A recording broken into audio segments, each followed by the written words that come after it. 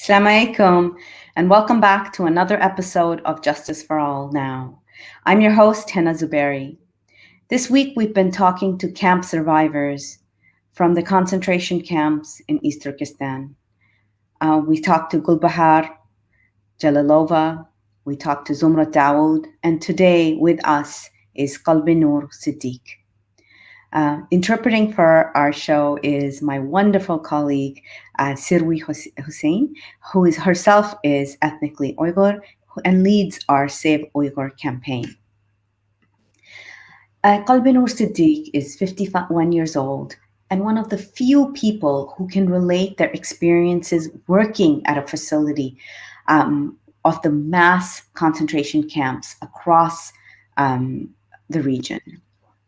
The reason why Qelbinur's experience is so unique amongst the camp survivors, and I will call her a camp survivor, because as you can as you listen to her experience, you will learn that she was used as a tool of oppression against her own people without even realizing in the beginning how she was being used.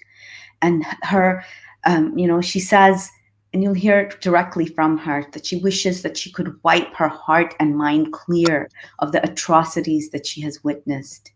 So she's. I'm really grateful for her to have joined us. Currently, she is in the Netherlands. I believe in the Netherlands. We'll find out more about that with her. She was a well-respected instructor who used to teach children Mandarin Chinese in an elementary school in the region that the Chinese call Xinjiang, but the Uyghurs claim as their homeland, East Turkestan. So let's begin. Assalamu alaikum to both of you. Wa alaikum assalam, Sister Hena. Salam alaikum, Qelbinur. So, Sirwi, let's start from the beginning. Can you ask Qelbinur what part of the region she's from, and describe her life before she entered the system of the concentration camps? Qelbinur, Hena'nınki tunji suali sizga. Sizni Xitoylar mushu lagerda o'qituvchi qilib ashaga akirishdan burun hayotingiz qandaqdi, ya'ni siz qayerda tug'ilib o'sgan, nima ishlarni qilgan, shu to'g'riliq bizga bir so'zlab bergan bo'lsangiz. Assalomu alaykum. Men vatanimiz Shahidonning Urumchi shahrida tug'ilib, shu Urumchi shahrida oliy maktablarni bitirib, ashada boshlang'ich maktabda 28 yil o'qituvchi bo'ldim. Ya'ni Xitoy tilida bo'ldim. Bu 28 yil jarayonida o'zimning kasbimni qizg'in suyib ishlab keldim. 2016 9 aydan boshlab bütün Urumchi shahri bo'yicha, hattoki bütün shu Sharq Turkistonda o'qituvchilarni, darslarni baholab, imtihonlarni elak Xitoy tilida. Shunchalik ig'ir darajada sinov, imtihon, tanlash ishlar. Shu bir mavsum butunlay tugadi. 2017 yilda 3 aydan boshlab meni o'zim tanlab shu Sanfango degan yerdagi erlar kampasiga, ya'ni savodsizlarni aşağı ders berishga shu yerga ibatto degan bilan aşağı ders qiladi.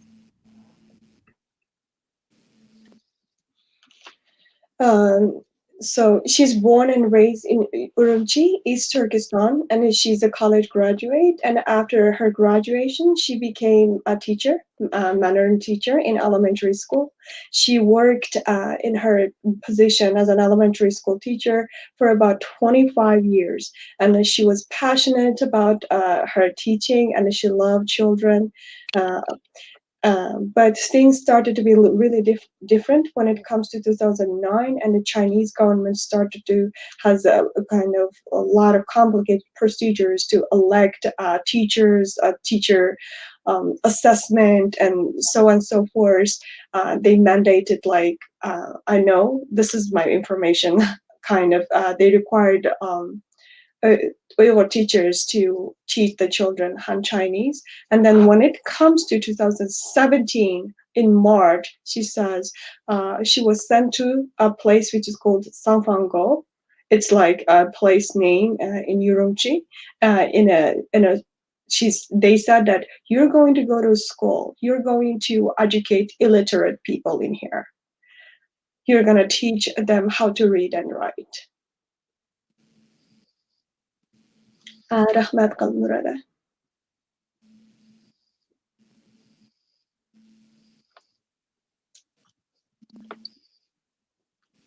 We cannot hear you.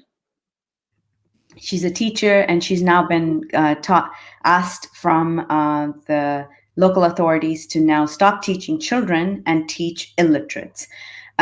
So tell us if she can guide us through her first day as she entered the facility, and what did she experience there?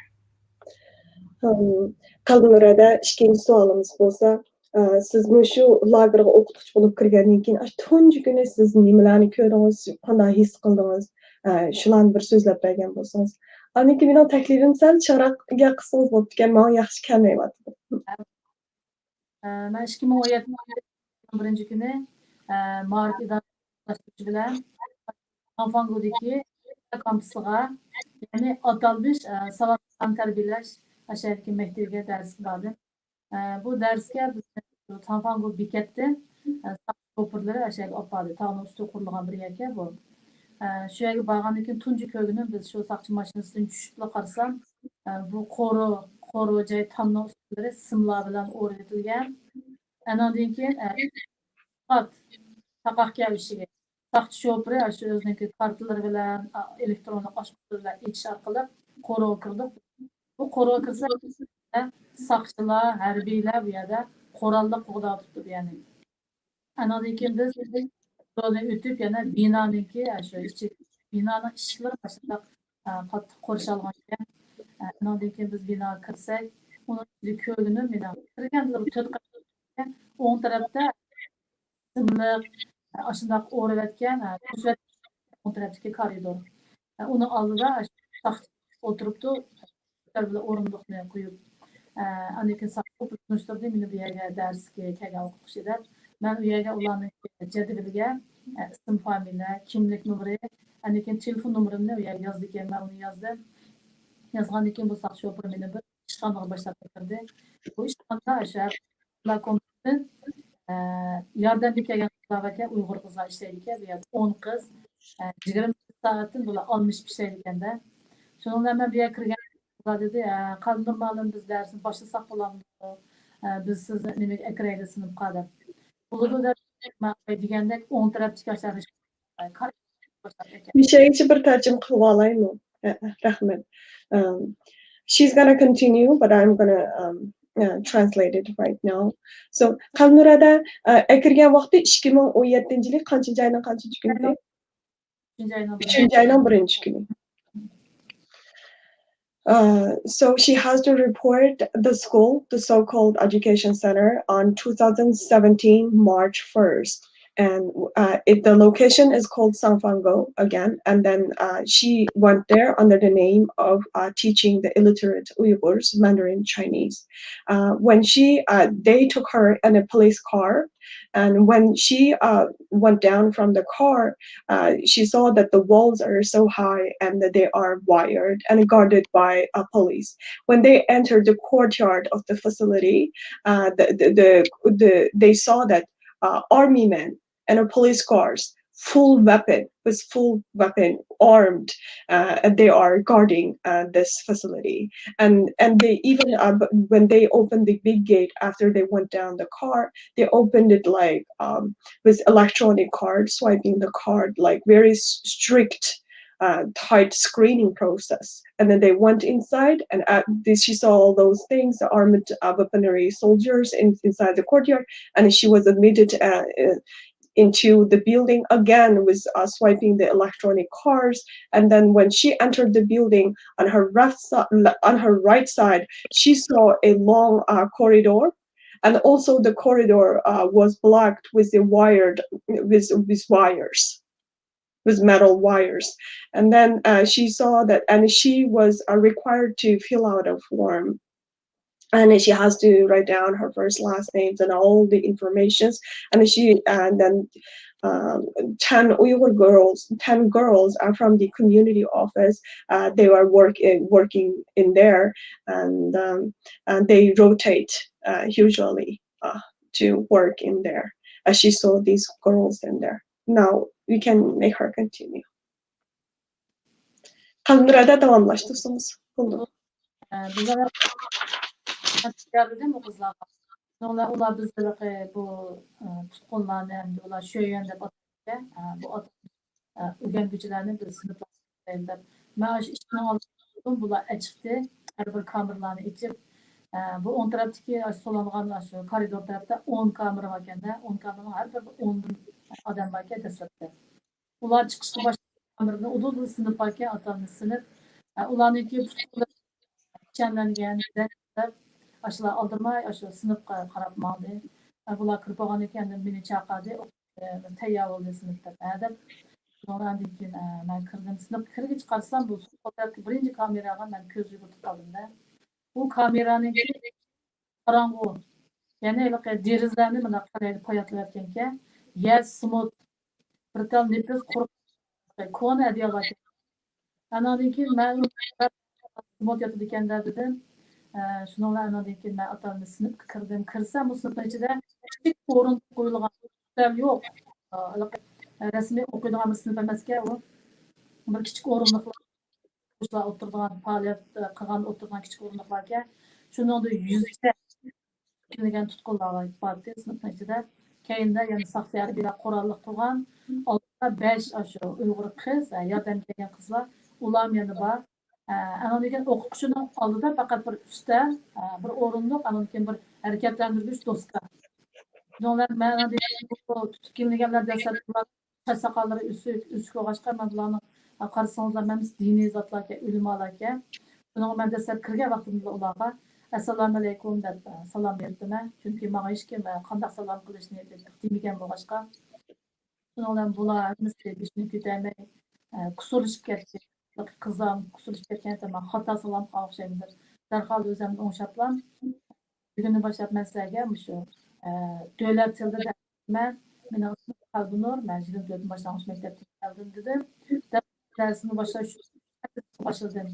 Yani Xitoydagi bu Xitoy tilida bizning qancha taqdimu qancha shimlar bor deb shuni boshlab yozib olsam, keynimda ularniki yig'layotgan shundan bir tortishlari, yig'lashlari ashula anglab turdim. Men keynim qarab jur'at qilolmadim qat'iylan. Chunki men shunchalik qo'rqinish menda anoniki men bu zot qandoq yerda nima uchun yig'ilashganda mana buni savodsizlar bilan tarbiyalangan o'rin deganda amaliyoti bular savotsiz emas butun diniy zotlarga bu qo'rqilganlarga agar bular bu yerda o'rgatilgan uchun tutqunlarda kishan qorong'u bundoq zayyalar yotibdi ko'nglim shunchalik yerim do'stga xat yozyapman amaliyot butun eskadim ashunda qoldida menda intoyin qo'rqinish bir vahima bor edi shuni men keynim aytolmadim chunki keynimda ular ko'z ish qilyapti men yana shundoq bo'lsinmi darsa o'tish jarayonida ularga ko'z yugurtgan bo'ldim hammasiniki bu chach soqollaridan yoshlari to'kilib turibdi men amal bor bu jarayonda keynimga qaramaslikqa tirishdim mushlar qilib birinchi kun burun yani intayin qo'rqinish vahima ichida o'tdi tamom qildim bu 4 soat dersi yani 28 yıllık o'qituvchilik hayotimda eng uzun so'zlagan eng vahimalik bo'lgan eng qo'rqinchli bo'lgan bir 4 soatlik dars bo'ldi deb o'ylayman Rahmat. Siz abay depegende sınıfta yüzce adam başına mı siz sınıfta kirgan vaqtida bo'ldi ben shuni jazmlashtirib olay. They called she was in there inside the building and that they heard that they called those people Uyghur people Shuyuan kind of student. They called them like not exactly students like but overall he can understand as like a student and they called out 10 people from the right side from the cells on the right side of the corridor and all these people are handcuffed and their feet were shackled and they brought them into the classroom. Also, they told Miss Qelbinur to Sister Qelbinur to come in. When she entered the classroom, she was before she entered the classroom. Of course, she had to go through the hallway, and then she looked at the cells. She looked inside the cells without making them realize.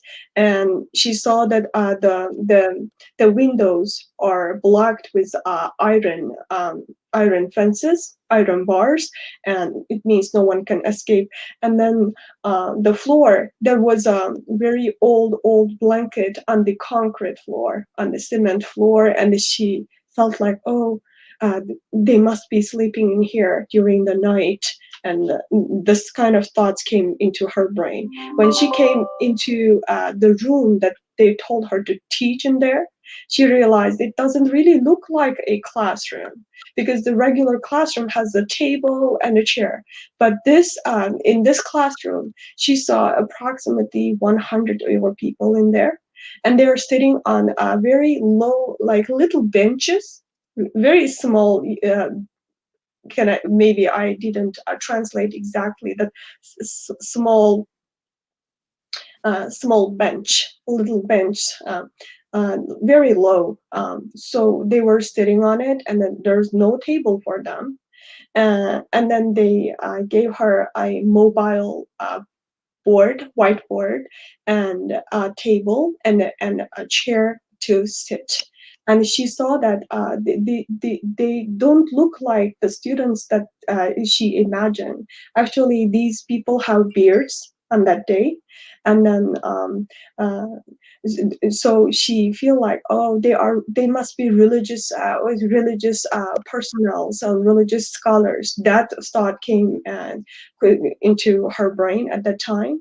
And then the five girls she talked about earlier, there are approximately 10 Uyghur girls who are from the community office. Yesterday I told you they call it Shechi, uh, to help out in this facility. So the five of them came along with Sister Qelbinur into the classroom, and they were present at that time too. So so they said that this is your room, and that this is your students, and here you have to teach them Mandarin Chinese. So she would like to greet her students now. So she said, because they have beards, and they look like not government officials, of course. So she felt that they are religious personnel. So she would like to say, she said assalamu alaikum to greet them, because she never realized this is such a special because she didn't know before she came in, this is such a special facility. This is totally unexpected for her. Just regular salam, she gave it, and she gave the salam to them. But the five girls started to murmur, because they didn't expect the Sister Qelbinur to say assalamu alaikum there. They know that it's gonna put her into some risk. So she turned back, and she started to teach them the Chinese alphabets, and how to sound them out. And she was trying to teach them. But while she's writing something on the board, on her whiteboard, she heard that those men behind her, those students in her classroom, are crying, and their voice, like she's hearing it. She says she's on that March 1st, when she was admitted into that facility as a teacher. That 4 hours is the hardest, longest, and most scary and painful teaching in her entire 28 years of teaching life. Subhanallah. I want to ask about those students. From what I've read of her previous interviews and what she said today, and this is what is getting to my heart, because many of us have seen pictures in the past of, and which have enraged us, that imams and scholars, respected scholars of Islam in from that region, were made to dance on the streets, like humiliate. This is something that, can you imagine making rabbis dance on the street, or getting priests together? They have a honor. Religious scholars have an honor everywhere around the world. did she ever confirm that these men, elderly men with beards, were religious scholars, the imams of that region? Aha. Hana'nın sizga bo'lgan bu savoli, Hana burun ko'rib deganda, medialarda oshkor bo'lgan shu imomlarimizni ko'chaga chiqib usul o'ynatib turgan rasmlarni ko'zimiz ko'rgan burun. Bu endi shu siz shu kuni dars o'tgan vaqtida ko'rgan soqollari o'sib ketgan odamlarni sizda bu diniy bir zotlarga deb o'yladingiz. Deydi, sizning shunaqa bir ashlarning haqiqatan bir imom yoki masjidlarda imomlik qiladigan yoki mushaq diniy arbob ekanligini siz ulardan bir so'rab biladigan yoki boshqalardan so'rab biladigan bu haqiqatan imomlardi, diniy zotlardi deb bir jazmlashtirishga bir fursat bo'ldimi sizga? Shu to'g'riliq so'z. To'g'ri. Mayli kirgan vaqtimda shu koridorning ikki tarafida qora doska bor ekan shu koridorniki. Shu doskada qo'shtirlar deslarda, ya'ni asabiy diniy kuchlarga qarshi turaylik, dinning suqilib kirishini oldini olaylik deb shunday xat bor ekan. Men unga qarab qolgan ishda. Men bu yerga dars berdim, chunki men bu erlarga 6 oy turdim. 6 oy aşağı muqim turgan bo'lg'achqa, u yerdagi men aholilar komiteti yordam bergan qizlarni dedim. 10 qiz olib keldim. U qizlarni birisi meni taniydi ekan, Mahira degan bir qiz. Chunki u qiz bizning maktabning atrofidagi aholilar komiteti ishlaydi ekan. U qizning bolasi bizning maktabda o'quvchi ekanda, bizning maktabda. Shuni bilan u qizlarni ko'p aralashdim men. Chunki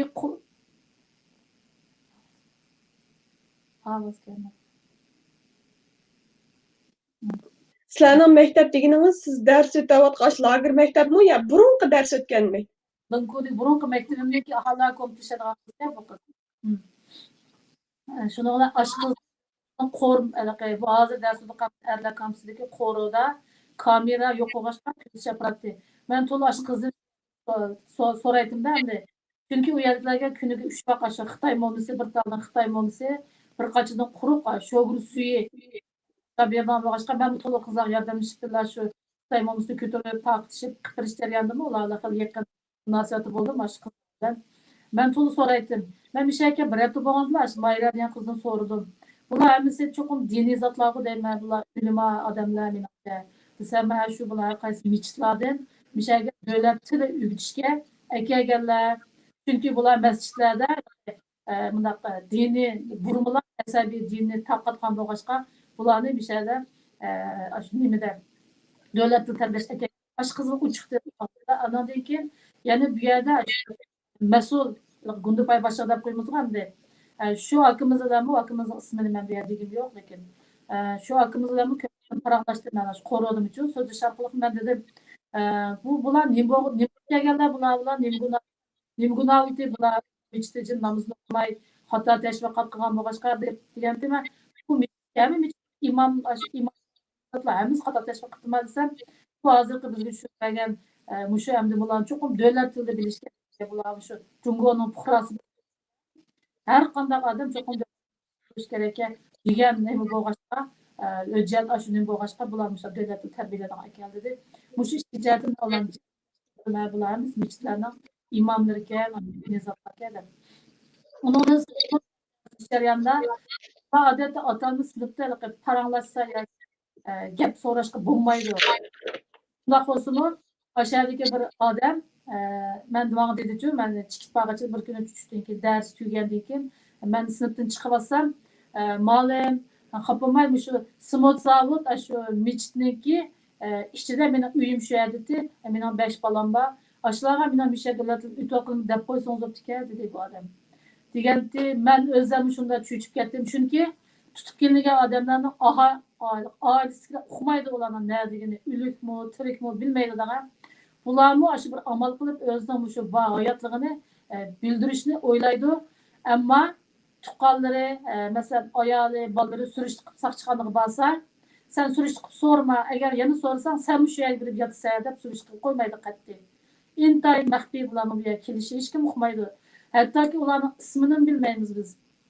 Chunki ularning maillarida nomer besalib kelgan xuddi jinoyatchilardek.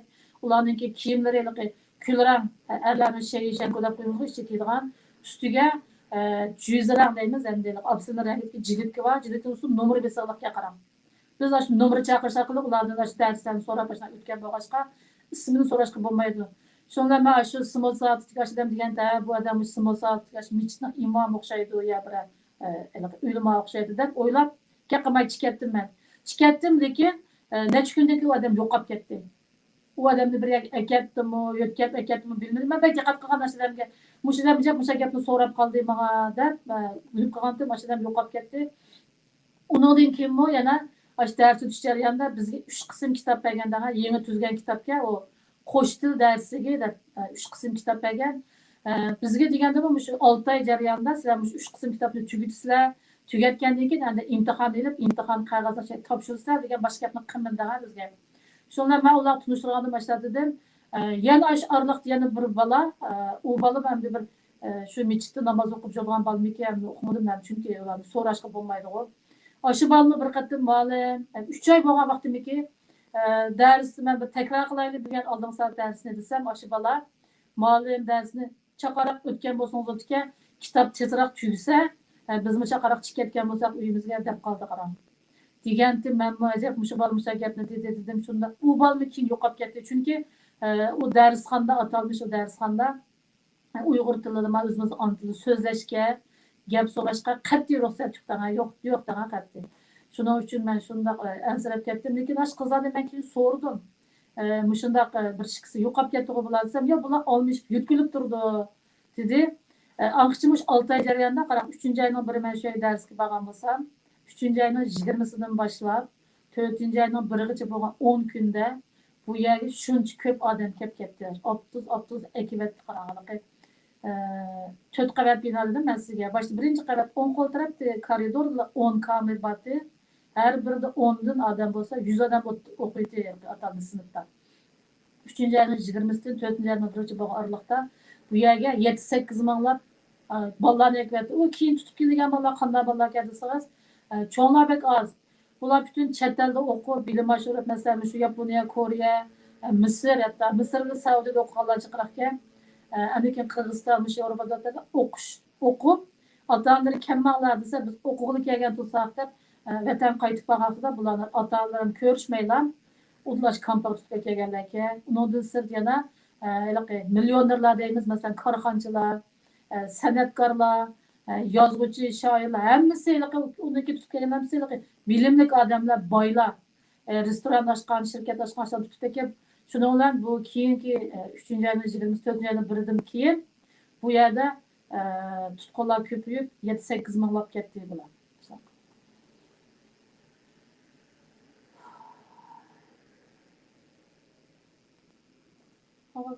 Havas.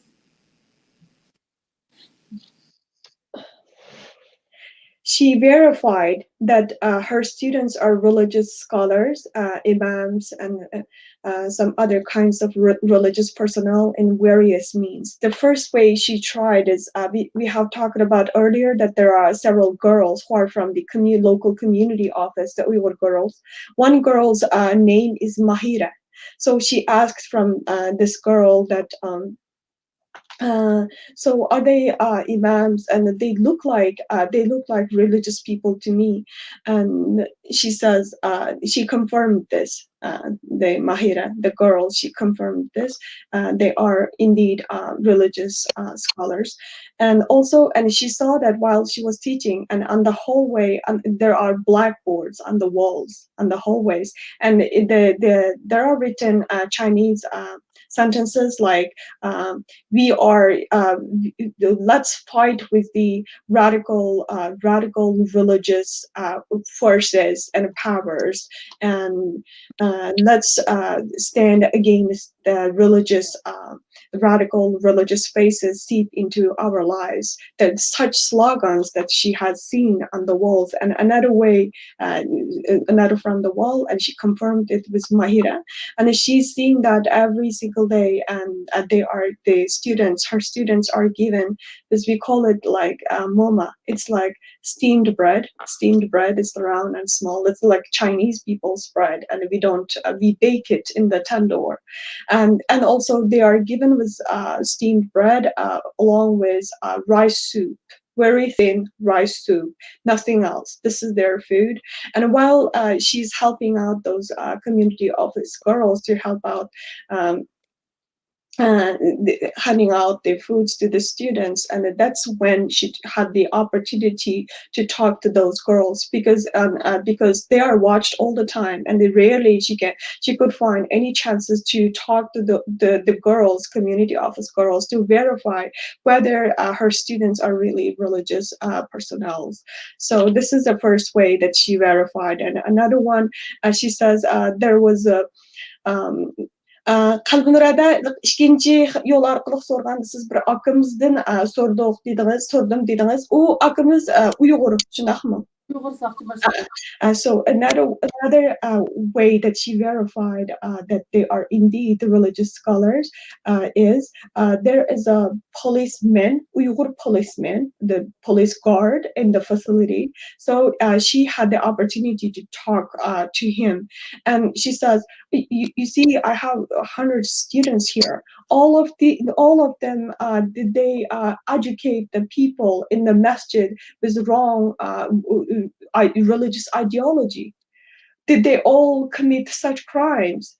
And they say, a police guard, the Uyghur man replied her, "Every Chinese citizen, no matter you are imam or no matter you are elderly, you should be able to speak Mandarin Chinese. So that's why we brought them here to be literate in Chinese." This is the reply that she got. And also at the time that Uyghur men also verified that they are indeed the imams of masjid. This is the second, and the another way that she tried to verify that another way that gave her the confirmation about that they are indeed the religious scholars is that one one time she had the rare opportunity to talk to one of her students, and that guy came to her and said, "I'm the imam of concrete factory, the cement production factory in Urumqi. We have a local masjid in the cement factory. Also, my house is in there." So that man couldn't be able to tell her his name. That I'm the imam of that specific masjid in cement factory, and I have 5 children. When you are outside, please send a message to my family that I'm alive and that I'm staying in here. So this is indeed another kind of verification that she learns that they are indeed imams. They are indeed people in the local community to call people to pray and educate them with the Islamic religious faith. Um, hmm. So, uh, so there is she saw that they are all wearing gray colored uniforms on top of them. And then on top of gray colored uniforms, they are wearing sleeveless orange color jacket. I think we saw it on the release pictures too.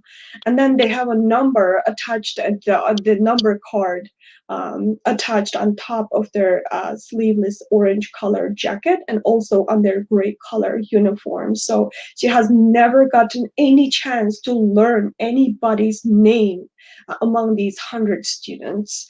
So Their identities have been totally wiped out. They're just down to number, they are certain number, number 90, number 40, something like that. But unfortunately, one thing that made her really sad is after she talked with imam, just several days later, this imam of that cement factory was disappeared. She was given 3 books in the Mandarin teaching textbooks to teach these 100 students within 6 months period. So after this period is over, after she completes all these 3 textbooks, she has to test her students and submit the examination papers, and then her job is in there would be completed. So one time, one of her very young student, and this boy came to to him and said, Miss Qelbinur, yeah, let's just finish this 3 books as fast as we can, so that I can return to my home faster. So this also, this young boy's these words made Miss Qelbinur really, really sad. Um, What while you're looking yeah, at your notes? I am continuing. I'm continuing her story. So, so, um, so she says, while she was teaching in there on March 20 until April 1st, within this 10 days, thousands of people came. Qalnuradan necha ming odamni akbatdi dedingizlar 3 ayning 20-sida. Thousands of people came, like they flooded the Uyghur people into those cells. She says that every cell there should be 10 people living inside. Every cell there are 10 people. But and in a, yeah, so her bir kamerda her bir kamerda 10 odam bor. Shundaymi? Ular necha minglagan odamlarni siz boshida 100 o'quvchim bor dedingiz. Andan keyin 3-ayning 20-sidan tortib barcha qadam kelib ketdi, shundaqmi? Kamerga yana 30dan 40dan 50 odamni tiqyapti. Endi enough bo'ldi. Endi enough bo'ldi. Men mushuni bir deb beray. So when she came first on March when she came first on March 1st, yeah, she saw that she had she had 100 students, and in each cell there are 10 people staying in that cell, right? But when it comes to March 20th, thousands of Uyghur people, Uyghur inmates joined this facility. So they flooded Uyghur people in. So the situation has changed. So every cell, there should be like 30 people, 40 people, and even more than that. So all of these people, she said they are the students who are returned from Egypt or Saudi Arabia, from the religious kind of, because we were usually when they go to Egypt, like they go to Azhar, like learn the religion in a more systematic way, such kind of students. And she said that some artists, very renowned people, some Uyghur scholars, some writers, like poets, that kind of people, and also very renowned, rich millionaire kind of people who opened the restaurant, and who is a renowned entrepreneurs. And she saw such people are flooded into that detention facility, and then the every cells become more crowded, just way more crowded before. So, and then one thing that I would like to add here is, remember that she talked about the young boy who came over to her, Miss Qelbinur, can you finish the book faster? If we finish it, we can go back. And that young boy also disappeared several days after she had a talk with him, and she was worrying about this young boy's safety, and she asked again from the community office that girl, and they said that Qelbinur had a Miss Qelbinur, they always rotate these inmates. They don't stay in one location very long, and they are transferred to other location. This is the answer that she got from that community office girls. So this means when they say, oh, they pass through these camps, you don't know whether they have been gone to prisons or even tougher camps, or they've died. No one knows what happens to them once they leave a facility. Yes. After her experience at the men's camp, she was transferred involuntarily to teach at a women's facility. So from what I've read, the women's facility, if she can confirm with us that she approximates that about 10,000 young women were in this facility, and many of them were educated. Many of them were educated in foreign countries, so they were, the elite of the young women in the region. So could she tell us more about her students there, what they were like, and then really, I feel so horrible to have her relive this. But if she could explain to us the treatment of Uyghur women in these camps. Qelbinur'da bu qitim Hena'nın so'raydig'ini bo'lsa, Hena burun siz bergan ziyoratlardan siz degan so'zlar bor. Xabarlarni o'qish orqali o'qib ekan, sizdan keyin yana shu erlar bor lagerdan ayollar lageriga yetkazib ekan. Va shu yerda Hena'nın deyishicha shu taxminan 10 mingdek ayollar bor deb deb ekansiz. Ana bu ayollarning ko'pincha qismi intayin yaxshi tarbiya ko'rgan yoki chet ellarda o'qish bitirib kelgan ashunda ayollar deb ashuna bir ma'lumot berib ekansiz. Unda bo'lsa siz ashada ayollar lagerida nimalarni ko'rdingiz, nimalarni his qildingiz, shu to'g'ri so'zlab bersangiz. Buldum. Ben bu yerga 9. aydan beri yeni okuş mevsumda vardım bu yerga. 2000 yili? 2017'de 9. ay 9 ayda. bura. O ayollar kız ayollar kaldı. Togon degan bekatda. Togonninki yo'lni qarshiladilar. Aşağıdaki ben o yerga dastlabki borgan vaqtimda bu yerda 19 yosh 20 yosh kirgan bir Uyg'ur qizninki jasadiga shohid bo'ldim. Ya'ni ben bu yerga darsga kitob materialini ko'tarib darsga soqchilar boshlab bordim. Birinchi qavatda bor ekan, birinchi sinf. Shu yerga kirib olsam koridorda ikki harbiy zambilda bir qizni mengibdi-da. U qizning ustida oqqimda bir nima yipirilgan to'q. Ben shu koridorga kirdim birinchi qavatniki. Birinchi kameradalar bunday qilib temir ishninki uchiq yerda men bilan yaxshi o'tadigan bir yaqin soqchi do'stim bir Xitoy xizmatchisi bilan so'roq xotirasi yozib ekanda bu yerda bu ishlar udulli keldi bizga. Men koridorning shirini ochdi, soqchilar men kirdim. U soqchi do'stim menga qaradi, sen bu yerga dars keldingmi dedi, dedim. Sen xizmatga keldingmi dedim, u dedi, biz tushdik koridorda nimada qo'rada ko'rishayli shu yerda paranglashayli deb. Ben menişim bilan ikki harbiy zambilda bir 19-20 yosh atrofli bir qizni olib chiqib turibdi ekanda shuni ko'rib qoldim. Men qarasam o qizdan chiroyida qon yo'q atdilam. Men darhol soqchi do'stim qaradim, u menga qaradi. Shundan keyin biz hech qanday gaplasholmaydi o'tmadigan sinib kirib ketdim, dars o'tib chiqib 4 soat darsdan keyin tushdim. Men o do'stim bilan qo'rada ko'rishdim. Ko'rishib biz ekralashgandan keyin men undan so'radim darhol.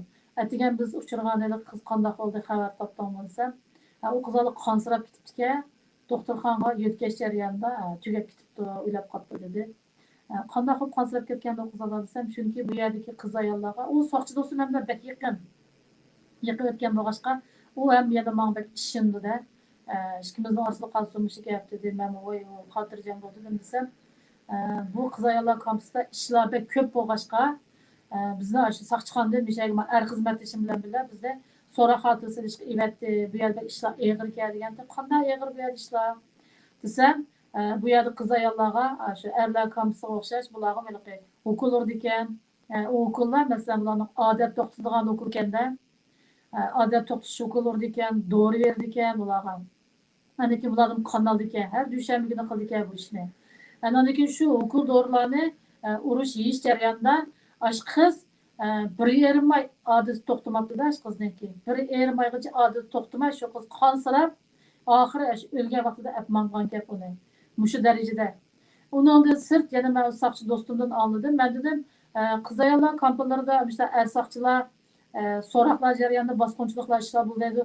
Mushni xabar topdingmi, sen bilamsan, mushni men deb bersan desam, biz naq soqchixondan bizga mush ishni tekshirishga evatdi bu yerga. Biz muşlardan so'roq xotirasi olyapmiz. Chunki bu yerda butunlay Xitoy soqchi ishlaydigan bo'lg'achqa, u soqchilar mushunda qiz ayollar lagerlarda ishlashni yaxshi ko'rganda, so'roq jarayonida shu qizlarni navbatlash bosqinchilik qildi ekan bular. Bosqinchilik qilib bo'lgandan keyin ularning qo'lida yana to'qliq to'qmoqlar bilan ularning maqat yo'llariga, jinsiy yo'llariga ashlar tiqib qiynab ularni mushunda azoblaydi ekan, dafsanda qildi ekan bularni. Shunlar bu ishlar intay ajab ketgan bo'lg'achqa, soqchilar bularga atalmış xizmat tekshirishga evatibdi-da. Evatib shuni biz qizlardan, ayollardan so'rayapmiz, mushlar ishlar bormi deb deganda, men dedim, men shunday hayron qoldim. Sizlar nima uchun soqchi soqchilardanki so'roqxonalarda bularni so'ramay, nima uchun kameraning ichida so'raysizlar, kameraning ichida koridorda ham yerda Kuzatish apparatlari batılsa, kamera batılsa desem, xizmat naq mushu shaklga bo'layotgan ishlar bularmisi. Chunki biz uchragan vazifa mushu deb. Men dedim, o qiz ayollar nima javob berdi, ular sizlarga qo'shildimi desem, ulardan so'ragandilar, ular yig'lab ketdi ekanda, shu bizni so'roq jarayonida qiynadi, lekin bosqinchilik uchirdilarmi desa yig'lab ketibdi u qizlar. Chunki uni deyolmaydi-da, uni bosqinchilik uchirib tursa ular imzo qo'yish kerak ekan. Shunda bizni so'roq jarayonida qiynadi deb shunda yig'lab ketibdi. Unda qo'l qo'yib berdi. Osh tekshirishni qilib, mushtaq qilib biz yuqoriga topshiramiz, yuqoriga yollaymiz dedi. Men shunda hayron qoldim. Undan sirtmi yana bu yerdagi qiz ayollar intayin ko'p, 7-8 ming, 10 mingga yaqin. Chunki siz buni qanday bilasiz desangiz, bu 6 qavat bino. 6 qavat binoning har bir qavatida 20 dan 25 gacha kamera bor ekanda. Undan sirт har bir kamerada yana 30 dan 40 dan ashunday qilib qiz ayollar yotadi ekan. Men sinflar koridor kirish chiqish jarayonida kameraning ishlari ichilgan vaqtda men diqqat qildim. Endi bu qiz ayollarniki bu kamerada bir o'xshamaydigan yeri, erlarning kamerasi o'xshamaydigan yeri. Bu qiz ayollarning kameralarida taxtay bor ekan. Yerda bular chunki simot yotmaydi ekanda, bir 20-30 santilik egizlikdagi taxtay yotadi ekan. Andan keyin odam bek ko'p bo'lgan bo'lg'achqa, bular navbatlashib 3 soatdan navbatlashib orom oldi ekan. Andan keyin bu shu kameraning ichida tozliq VC deb qo'yamiz-ku, endi shu kameraning ichida bo'ldi ekan. Undan 3 dan 6 kesak qo'yib qo'yibdi, o'tirdi chelak va aşağıda bular kunda navbatlashib tozlaydi ekan shuni. Andan keyin erlar kamerasida erlar bir vaqtda munchalarga kirib boqmay butun badanlari pitlab ashta qo'yib ketdi. Bu qiz ayollar kamerasida qiz ayollar faqat 15 kunda bir qatam bular o'pchi munchisi ekan. 15 minut vaqti bor ekan. Andan keyin bularning yüzüydigan, bunday qilgan vaqtlari 1 minutdan keyin 15 kunda bir qatam mana yuzuydigan chaqirib chiqadi ekanda, ashula 15 minutdan. Andan keyin bu yerdagi qiz ayollarning hammasiniki chichi tushiritilgan. Chichi palqis tushiritilgan. Biz dars o'tgan vaqtimizda biz qafasning ichida turamiz. Qarshi tarafimiz Tümür Şarkı'nın qarshi tarafida o qiz ayollar o'tirib, yana kichik o'rinda o'tirib dars anglaydi. Bu har bir qavatdagi atalmish sinfningki ishchilarni keng o'g'ashqa 200 dan 300 ga qadar ashuna bir cho'ng zalga bu. Siz 3-4 qo'rning kaynini ko'ramaysiz. Ashundaq kengri ekan. Andan keyin 3-4 qo'rning kaynini ko'ramaysiz deganda g'uva sinfning ichi pek yo'riq emas. G'uva o'g'ashqa kaynini ko'rilmaydi. Andan keyin bu qiz ayollarni o'xshash shu erlarniki o'sha kulram ishon ko'rdimmi? Va ishkim kiyib olgan. Bularga o'xshash ustiga shu obsidian rangida jilikning ustida nomer bo'lg'ashqa, bular har bir soatda chiqib kirgan vaqtda nomerlari ko'zga chiliqidi. 6 ming, 7 ming mancha, 8 ming mancha, 9 ming mancha nomergacha. Men shu 1 soat tugagan keyin 2 soat 2-chi qavat chiqib ekanman, 3 soat 3-chi qavat chiqib ekanman. 6 qavatning har bir qavatiga sinflar ayrim-ayrim ta'sis qilingan ekan. Shu sinfda turib men bularning kirayotgan, chiqayotganlarini men qarab, shu nomerlardan qarab, mushlarning 7-8 ming, hatta 10 mingga yaqin qiz ayollar sunilgan ekan dedim. Andan keyin eng ustungi qavatida 6-chi qavatida bu yerda jami %90% qizlar. Ya'ni bu qizlar degani 18 yoshdan 40 yoshgacha %90% egallaydi. 40 yoshdan yuqori 70 yoshliklar 10% egallaydi. 6-chi qavatga ular andan keyin shu 6-chi qavatga 70 yoshliklarning sochlari tushirilgan. Qarasangiz ya erdek emas, ya ayoldek emas. Ashundoq bu yerda men mushundaq ishlarni ko'rdim. Keyin ahvol intayin bek ig'ir, ham bek fojia. Bular mushundaq soqchilarniki, soqchilarning har xil so'roq jarayonida bularni so'roq qildik, qiyin qisqa oldik deb qiyin qisqa so'roq qilishdan sirt yana navbatlashib bosqinchilik qilib, ularni shunday har xil usulda qiynab, hatto ba'zilari shu qansirab shunday o'lib ketsimi, operativ o'ligini olib chiqdi ekan, doktorxonaga yetkazish jarayonida o'lib ketdi, tugab ketdi ekan. Shunday bek fojia qiz ayollar kamsida ishlar intayin ig'ir haqiqatan. Odamlarga qubul qilib bo'g'ilmaydigan darajada. Men hozirmi o'ylasammi shu bu kampadagilarni, shu fojialarni o'ylasammi, bularning shu azoblanayotgan, qiynalayotgan shu ichinishlik voqealarni o'ylasammi, hozir qadar men Mana bir şey inip çıkıp 1,5 yıl oldu. Ben şu Gollandiya'ya inip çıkıp ta bugün kadar muşu dakika kadar her bir oylasam ben fakat unutup kalmayayım. Özlemni şunchalik azaplı his qilmay. Meningmi ta mazır kadarmı bulan bir haqiqatni unutup kaldım yok. Aşağıdan mağa beqiyotgan ümit ko'zlari, her bir darslarni so'rash jarayonidagi aşağıdaki so'zlash orqali so'zning orasiga qistalgan shu o'zining fojia hikoyalarini men bir kunmi unutup qolganim yo'q. İntayin azaplanaman, haqiqatan pek ichinishli, pek fojiali bu ishlar.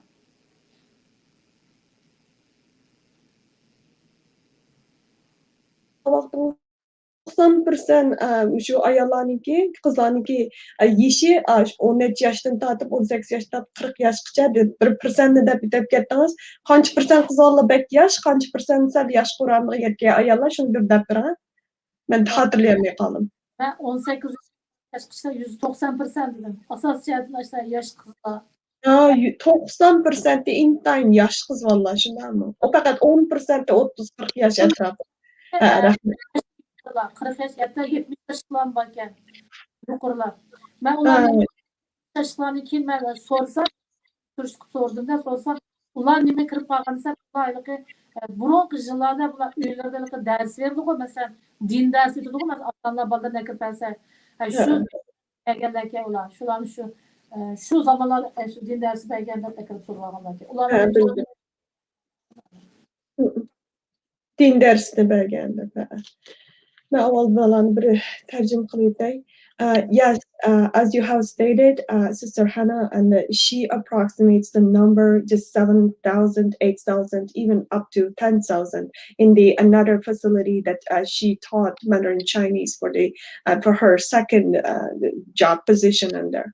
So she arrived into this women's detention camp in 2017 in September, and the location is called Tugong. Look, it's nearby Tugong bus station. Tugong is the Chinese name of a place in Urumqi.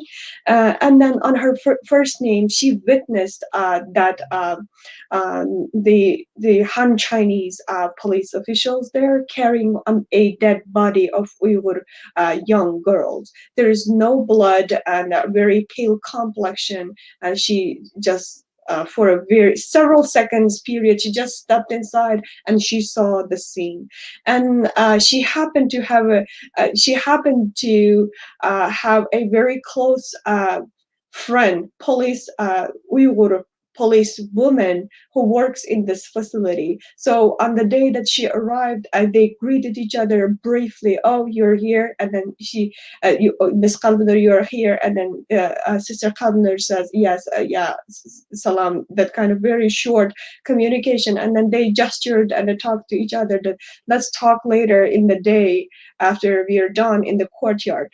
So at the time when she entered, actually, the close friend of Sister Qelbinur was talking to another Chinese colleague, Chinese policeman, and they are recording, they are establishing records for those inmates, for those young girls in there, making police records.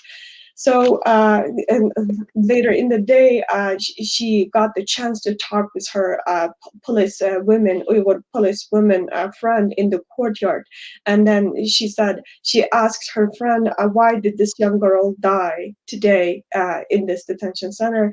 And then her friend says, it seems like so much blood came out of her, then she could not sustain anymore, and then she was dead. So, and her friend also says there are so many things happening in here, and that very heavy situations are occurring, like very vague indication only. She didn't like reveal what's going on in there at that moment. And then later, during her days while she was teaching in the camp, she saw that they gave them injection by the muscle, and then they gave them drug, and then they routinely draw blood from these Uyghur females. She and yeah, okay, this is Sorry if I made some confusion. So let's continue. Her conversation with her friend a little bit. Let's go back. So her friend says there are heavy situations going on in the camp, and so many things are going on. This girl died because she lost so much blood, and of course, and all these drugs they give them, and it's intended to stop their period. But on the contrary, this young girl's period starts to come. And then it never stops, and then she, at the result of these all these injections, she lost blood and then she died today. This is the explanation that she got from her friend. And also it is true that she also witnessed, along with the statement of her friend who works as a policewoman in the camp, she also witnessed that they are given with secret kind of injections, drugs, and then their bloods were drawn on routinely basis. And her friend's story continues right now. So her friend says, I came here to this detention facility to investigate some weird situations, such as sexual abuse. Of course, Sister Kalner also just asked her about it because she was suspicious, because these are the women's cells. So when she asked her friend, and her friend answers, yes, I came here to especially investigate such situations because we are reported that such situations exist. And Ms. Kalner says, according to her friend, usually Chinese policemen, they like would like to come to work in this specific detention facility for women, because there are a lot of young girls here and they like to come. They actively request from the authorities to send them to work in this facility. Uh, and she was told that so they policemen, the Han Chinese policemen, they do sexually abuse on these Uyghur girls who are locked up in these camps, and then they usually take turns. And in addition to this, and then they put electric bait on inside their private parts, and then they abuse into them to this degree. And her friend says, because we are reported that such situations exist, I came here to establish cases and solve the situation.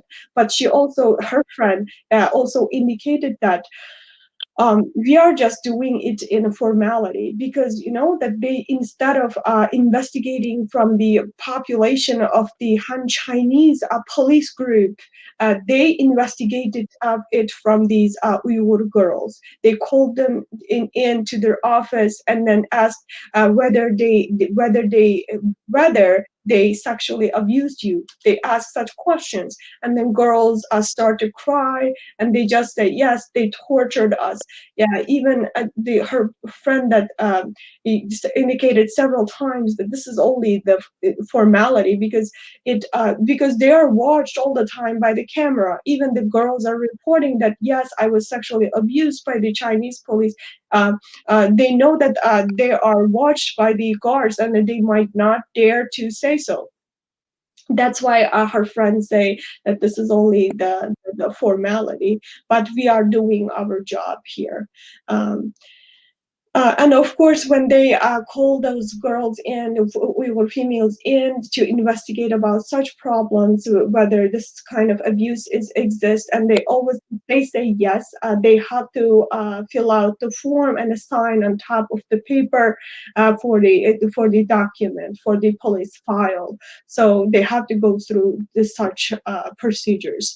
And she indeed, as I have talked earlier, that there's so many girls. The building is 6-story high. It has 6 floors, and then again, and they are wearing the same clothes with men as she has seen in the male detention facility center. They are wearing gray uniforms on top, and on top of that, they are wearing that sleeveless orange color jacket.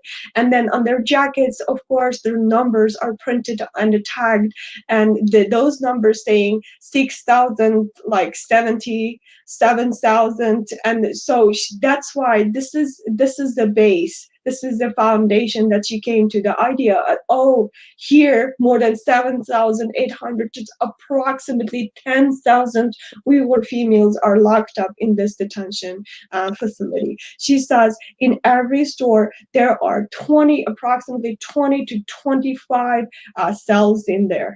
In every cells, approximately 10 to 25 girls or Uyghur females are living inside, and the room is tiny. And what is different with the men's detention facility is she saw that men are sleeping, as she has described earlier. On her first day, she saw that there's an old blanket on the floor, on the concrete, the cement floor. But this girls' detention facility, it has at least 20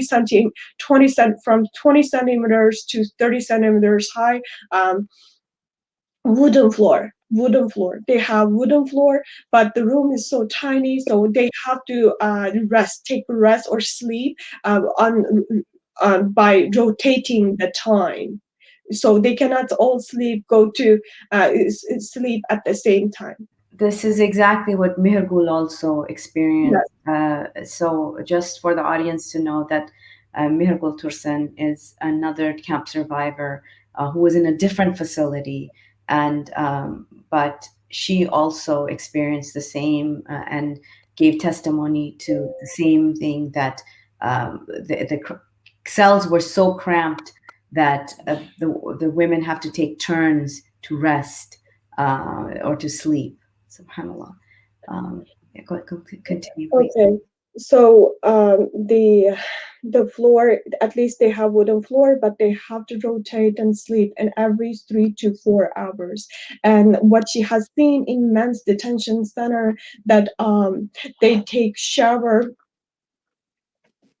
they don't take shower, and they don't have like the shower room in the men's detention facility center, but here the Uyghur women are given chance to take a shower, but the time is very short, that they have to finish everything within 15 minutes. And on during the day, in the morning, they are given only 1 minute to finish washing their faces and everything. So this is a difference that she has seen. And also she saw that all these females are hairless. Their head is shaved altogether. She said that while she was teaching, and she was like teaching inside like cage like stuff, she has like she's behind the bar on the other side, and that those Uyghur inmates are on the other side of the bar. So it means they cannot come close to her, or she can't come close to her. This is how they did the teaching environment. And she says the girls sit and they listen, and her students in one room is approximately 200, from 200 to 300, and then she can't be able to see like 3 or 4 rows, and in her vision only can accommodate 3 or 4 rows of her students, because there are so many, and the after the fifth row starts, and her vision becomes blurry, and she even cannot identify the faces of those Uyghur females, because the room is big, and there are so many students in one so-called classroom.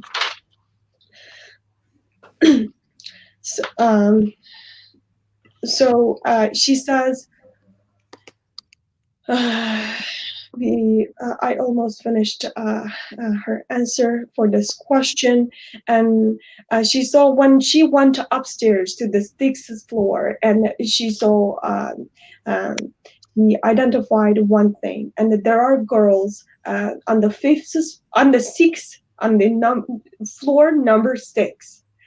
There are Uyghur females who are really young. 90% of them are very young age. Only 10% of them is like 30, 40 or above. And like Sister Gulbahar said, it's like up to 70 or 80 years old, that women. But she emphasized that the age of the girls here, 90% of them are very young. And they always interrogate these girls and pull out. And while she's teaching or she's present in the hallway, she hears the screaming, like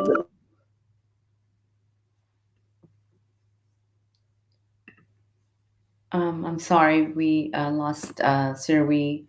Inshallah, she'll be back.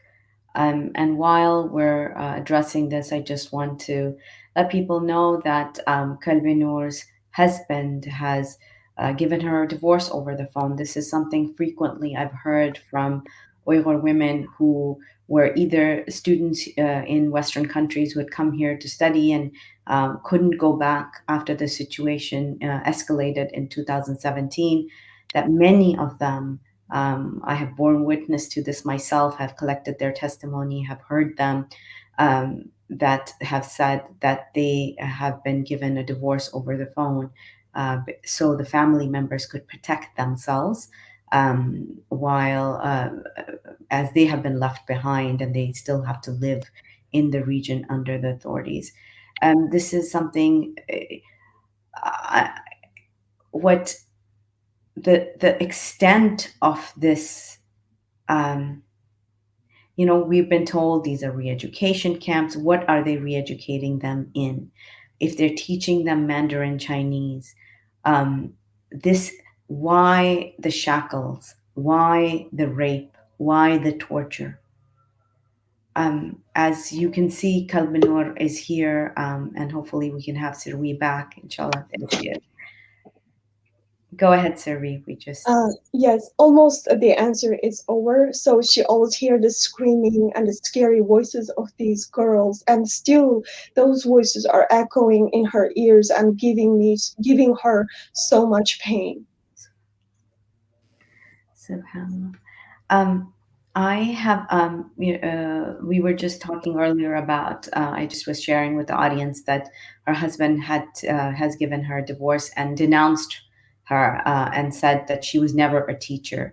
But obviously, for her to have such detailed experiences in the camps, and to know so much, language skills in Chinese. And Siri, you yourself used to teach Chinese in East Turkestan, right? I have never taught Chinese, but I taught Chinese students Oh, okay. English as a second language. But I was all the time teaching Chinese students. I have never taught Uyghur students Okay. while I was living in East Turkestan. Okay. Interesting. I would like her to continue and share more about the experiences of the young women. I still want to understand, why were these young women detained? Did she learn about? Some of these, were they religious as well? For what reason were these young women brought into the camps, and for what?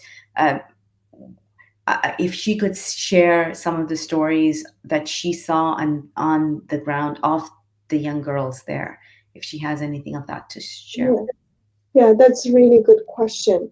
So I add up a little bit as the continuum of the answer of the second one. Just one point, this is related exactly to your question.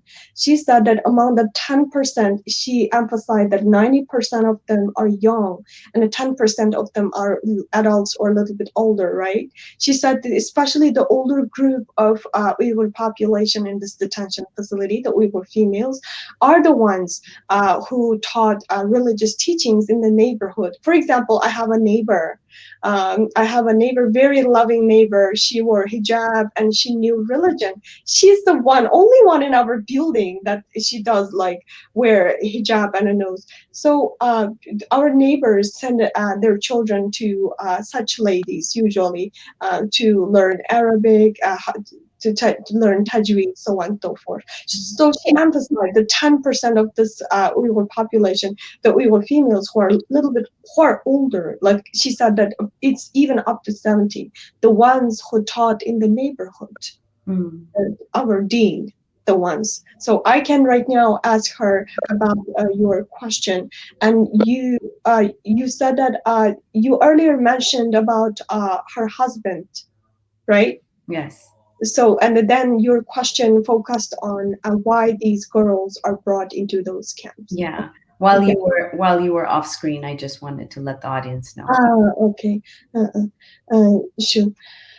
Qelbinur ada, endi sizdan so'raydigan mush savollar siz bizga bek qimmatli uchurlarni berdingiz.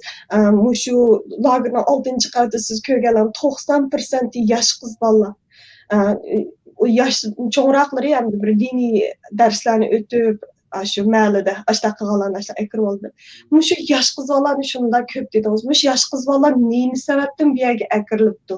Siz shu to'g'riliq bir so'zlab bergan bo'lsangiz.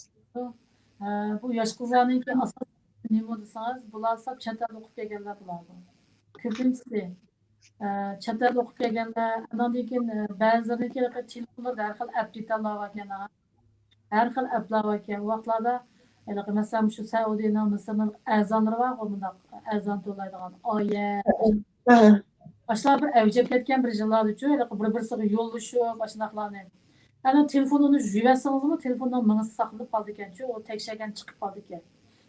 Şunu sen taqab sen bunu, andan keyin sen bunu düşürüb, telefonunu saxlab ekansan, keyin jüyüb ekansan, deb aşağı taqatqan grupdagilarning onu ko'rganmiz, onun hammini. Andan keyin shu o demisizlar qonunsiz shu video ko'rib, taqatqan deb andan keyin nurg'unlardagi har xil qonunsiz aplikasiyalarni tushagan deb. Andan keyin Taklaki asosiyati ularning hech qanday bir jinoyat hech qanday gunohi yo'q. Hammasiki ma'lumotlar o'qiganlar. Ko'pinchisi chet elda o'qib kelgan gunohiga. Misrda o'qib kelgan. Andan keyin yana bularning bir qismi qanday kelsa Turkiyada turib, Turkiyadan chiqishdan modib ketdi, shunda o'tib ketdi xabaringiz.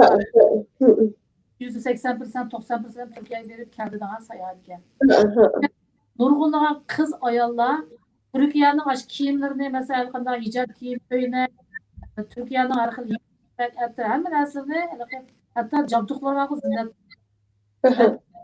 Ba'zi puli borlari do'kon ichib, sotdi.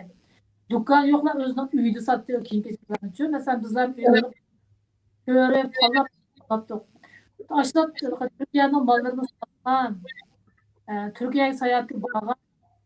Mesela ular biz birer sayohat şirketiga borgan deb shu aniq isbotlab bergan bo'lsa-mu, sen Turkiyaga beribsan degan banda bilan kirib ketgancha. Andan keyin do'konni o'sha turk mollarini sotgan, ham do'konni hujjatlab, ham jarimani qo'yib, ham ayaga kirib olgan. Bular shunday. Endi Misr turib kelganlar ekan, Misrda, Saudiyada, undan sirt yana haramga hajiga borganlar ekan. Mesela o'zi shaxsiy haramga haj borganlarni 10 yıldan yukarı 18 yılgacha kesildi ekan ularni. Gruplardan borgan isboti borlarni 8 yildan 10 yilgacha ashunda har xil keladigan ish qilib, haramga borganlar bo'lsa, yog'liq chekkanlar bo'lsangiz, uyingizdan Qur'on Karim chiqqan bo'lsa, va yoki birorta janoz chiqqan bo'lsa, ish qilib shu Qur'onga doir masalan hadis kitoblar deymiz, kitoblar chiqqan bo'lsa, akirib aşağıya kirib solib olgan. Nurg'unlardan kelib bolalardan so'raydi qarang bular. Masalan, maktabda qolgan vaqtimizda o'quvchilardan kirib so'raydi. Shu Xitoy erkadırlar tekshiruvchilar. Biroq tarjimonni avlib bizga ishonmaydi. Akirib sinfimiz chiqtatdiq, darsda qolgan bo'lsa, bolalardan so'raydi. Senin isming nima deb chiroyli qilib, sening ota-onang uyda sen qanday qaraysan, opanglarni yaxshi ko'ramsan, masalan, opam yaxshi ko'rmadisa, yaxshi shu opamizni yaxshi ko'ramiz. Unda sening opang namoz o'qishni bilamdi, yog'liq chegamdi. Yoki dadang sizniki mechitlar borganmi, masjidga. Juma kunlari mechit qamdi, sinim akramdi degan bo'lsa, bu bolalar yog'inda qilmay. Buni cho'qim rostga qilib, cho'qim rost gapirishim kerak deb, u bolalardan so'rab Yüzüyle personel uyon nerede otursa, Kayseri uyanı bilen kaldırsa biz vagan. Bunda Allah komutu düşürpedi kedan. Bundaklar bunun da Allah komutukiler üyelerini bekçekte olacak. Tekşege vaktida hatta şu dini aşı ülüma mesela dine dair da ya ki video biz bu zamanlarda üyümüzde VC plastik yani böyle Peygamber'inki Muhammed Peygamberimizin değerlerini modup kettiği bir zamanlar görüşler. Onu oğurluk hissettik, oğurluk ekip körettik. Şu plastikler çıkıp bağlanlar olsun veya ki aşılar nereden yolunu Allah olsun. Mesela şu lezzeti siz nereden aldınız deb so'ragan bo'lsa, falonchi do'kondan olgan. Shu do'konning egisi o'rin nerede? Sotgan odamdan aytib qolgan. Bu plastiklarni kimlarga berdingiz, kimlar ko'rdi siz bilan? Ha, falonchilar ko'rdilar. Anda shu kim u nerede o'rni? Ashlardan aytib qolgan. Shundaqlar bek ko'p bo'lib ketdi. Lekin har qanday bir zamonda yolg'iz chekkan yoki mesela shu qiz ayollarning odatda burun nazrchiliklar masjidlarda bo'ladi. Masjidlarga kirib biz yolg'izlarni chekib Andan keyin nazarlar tuganda duo beriladi u yerda. Andan keyin shu masjidlarga hatto duo qatnashibsan, yog'liq chekib masjidga kiribsan deb shu banalardan akil ketganlar shundan ko'p. Asosiyati boshqa bu Xitoyning bana sabab turib har xil bektorlar yoki hech qanday ishingiz yo'q bo'lsa-mu, masalan bizning bu vatandalik nurg'un bundaq soch tekshiradigan bekat tekshirish olib ketadigan kunda tekshirsangiz kimligingizni telefoningizni ishim chiqmay qolsa kimligini saylab ketdi deb bano qilib aytib qo'ygan yoki kimligini saqmasa qolsa telefoningizni bir narsa tiqib ekan bir narsa tiqiblar telefondan masala ko'rildi deb aytib qo'ygan ko'z oldiga tutib aytib qo'ygan mushunda ishlarni chiqib ananiki mush ayollarning to'lqini ay sabablardan ammo lekin hech bir gunohi hech yo'q qat'iy hamma shunchalik ma'lumotlar shunchalik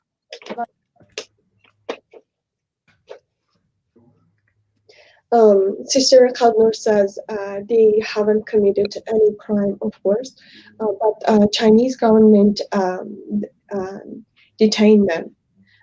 If they have a record of going abroad for higher education and then they came back to visit their family members, this is one of them, especially the countries Egypt, Islamic countries, Egypt and Turkey and Saudi Arabia. And if they have telephone, if they have apps, certain kinds of apps on their phones, she said that during those years, 2016, 17, it was really fashionable for Uyghur people to keep Quran apps and Adhan apps on their phones, and then they send it to each other. Send it to each other. And after they started to detain people, of course, people delete those apps in fear of Chinese government. But she says they scan your phone, and even though you delete that app, they can find the history that you downloaded this app before, so that they blame those girls, the Uyghur females who are downloading such apps, which is related to their deen, their religion. And another thing that puts you in risk in those period is because you know that it was so hard to obtain passports for Uyghurs prior to 2014 and 15. But suddenly they made it so easy for Uyghur people to get passports, and Uyghur people got it, and then they went and they traveled to different countries, especially the Turkey. Many people went there for doing business and traveling and sightseeing purposes, and then some business people they bought clothes and some kind of items from Turkey, and then they have a store in there, and then they are selling the items, the products that made in Turkey, and then they brought from Turkey.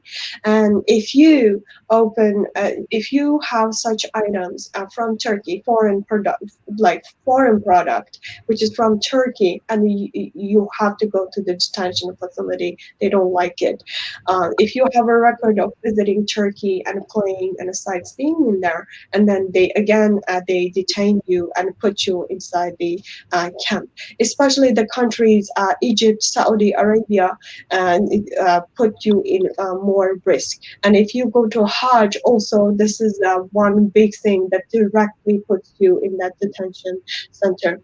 And it's different. If you go to Hajj by yourself, it's like up more than 10 years or so.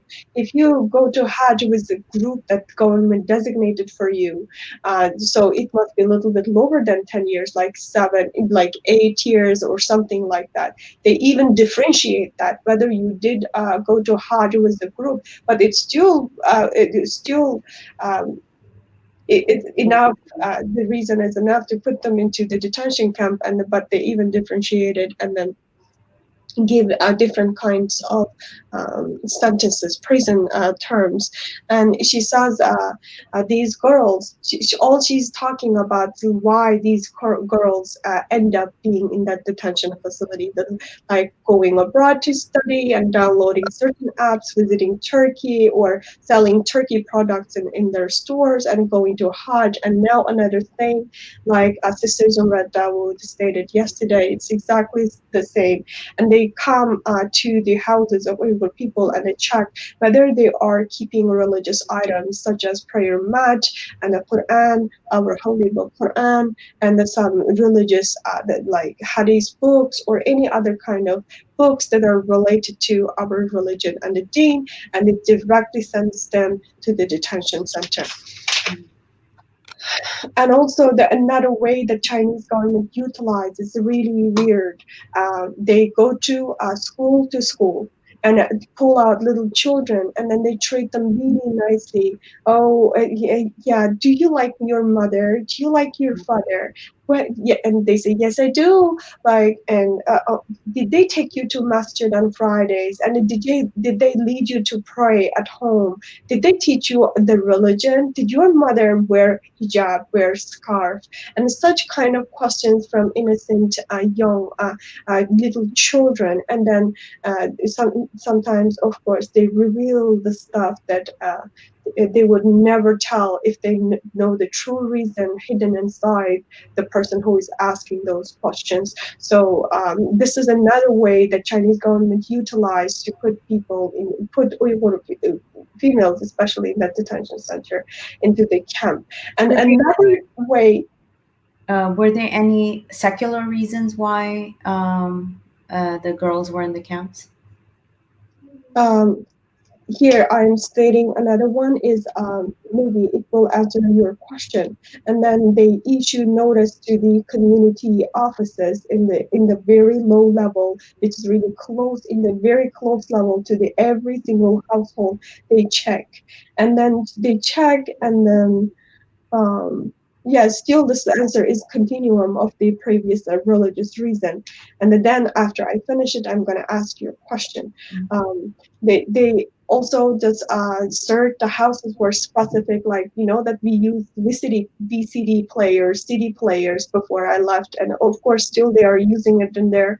So it was so popular that the VCDs about the life of our Prophet Muhammad, and it was like people, if they find it and okay, where did you get it, and they investigate, like track it down the road, and then they find who sold it, and then again, oh, you watched it and I found it from your house. In that case, who did you watch it together? Mm. So, like, that it's like a tree. It comes with a lot of branches that actually they track down hundreds of people on the road. So by doing so, and then if somebody passed away, somebody is dead, and then if the nazir is in the masjid, and then if they go to that we give nazir and dine together and pray, and if they participate such ceremonies after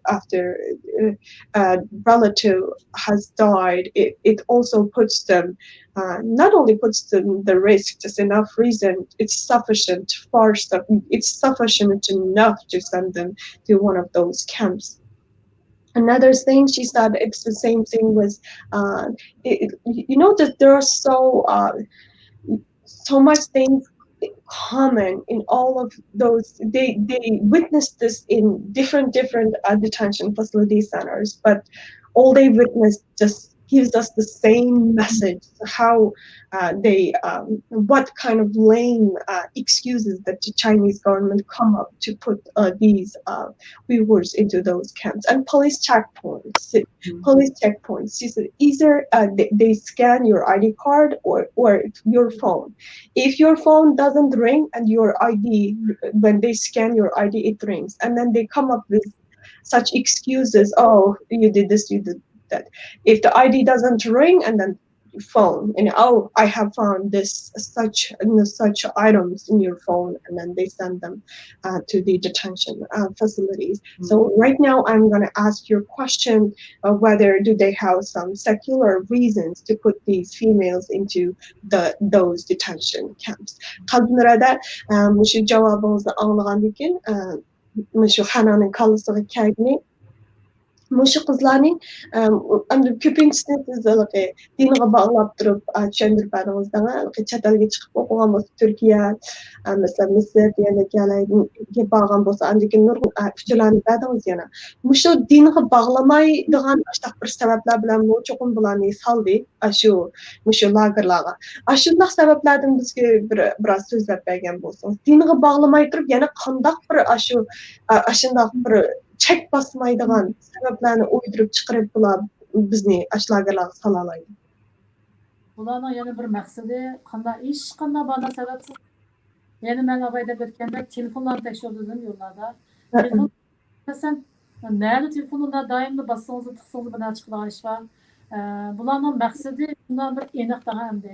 Abayda deganda qo dini jihatlardan bo'lsin.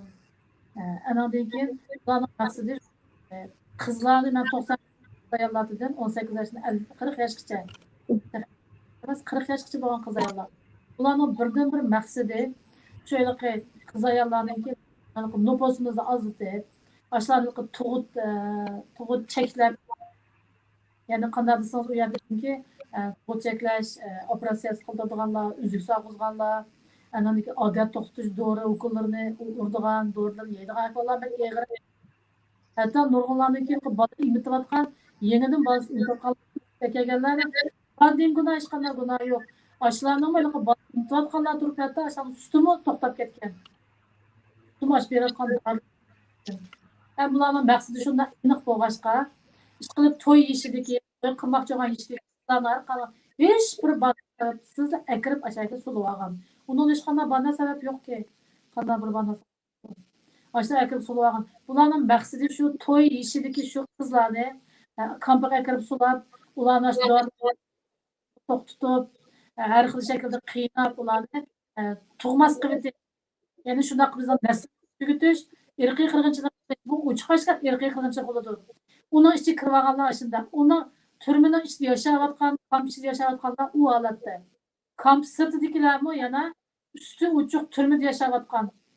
Masalan, ularni yana shu sirtdagilarni ichiga qolganlarni aholilar komiteti mas'ul bo'lib, doktorxona tekshirish olib borsiz, cho'qim borsiz, tekshirishga bormasangiz, tuqqanlaringizni o'ylashib qo'ying, xizmatingizni boslashmasangiz saqchixonaga berib, temir o'rindiqda o'tirlarni yo'llash orqaliqmi, shularni yezish orqaliqmi yana turma sirtidagi yashayotganlar uchuq turmada ular dabsani qiynab, oshilarmi ularning shartlari var. 18 yoshdan 50 yoshgacha 2017-2018 yildachu cho'qim doktorxonalarga berib, belgilab bergan o'ziniki ambulatoriyalar var, cho'ng doktorxona emas.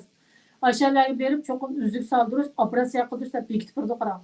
2019-yilga kelganda bu o'zgarib, bu ishi 18 yoshdan 59 yoshgacha borgan. 50 yoshdan oshganlarga tug'ut operatsiya qildirish degan hojasiz, uzuk soldirish hojasiz menimcha. Aşılarni ya'ni sirtida yashayotganlarni ro'yi jihatdan aşılarni qiynab debsani qilib, ya'ni shularni aşınchi bola besimlarni qilib, aşılarni ishdikilarni texi sirtidagilarni texi. Bu aniqli bu ko'rinib turdiki, mana shu haqiqatan bütün Uyg'urlarning o'zini mana haqiqiy irqiy qirg'inchilik hech bir bana sababsiz akirib olganlar bor.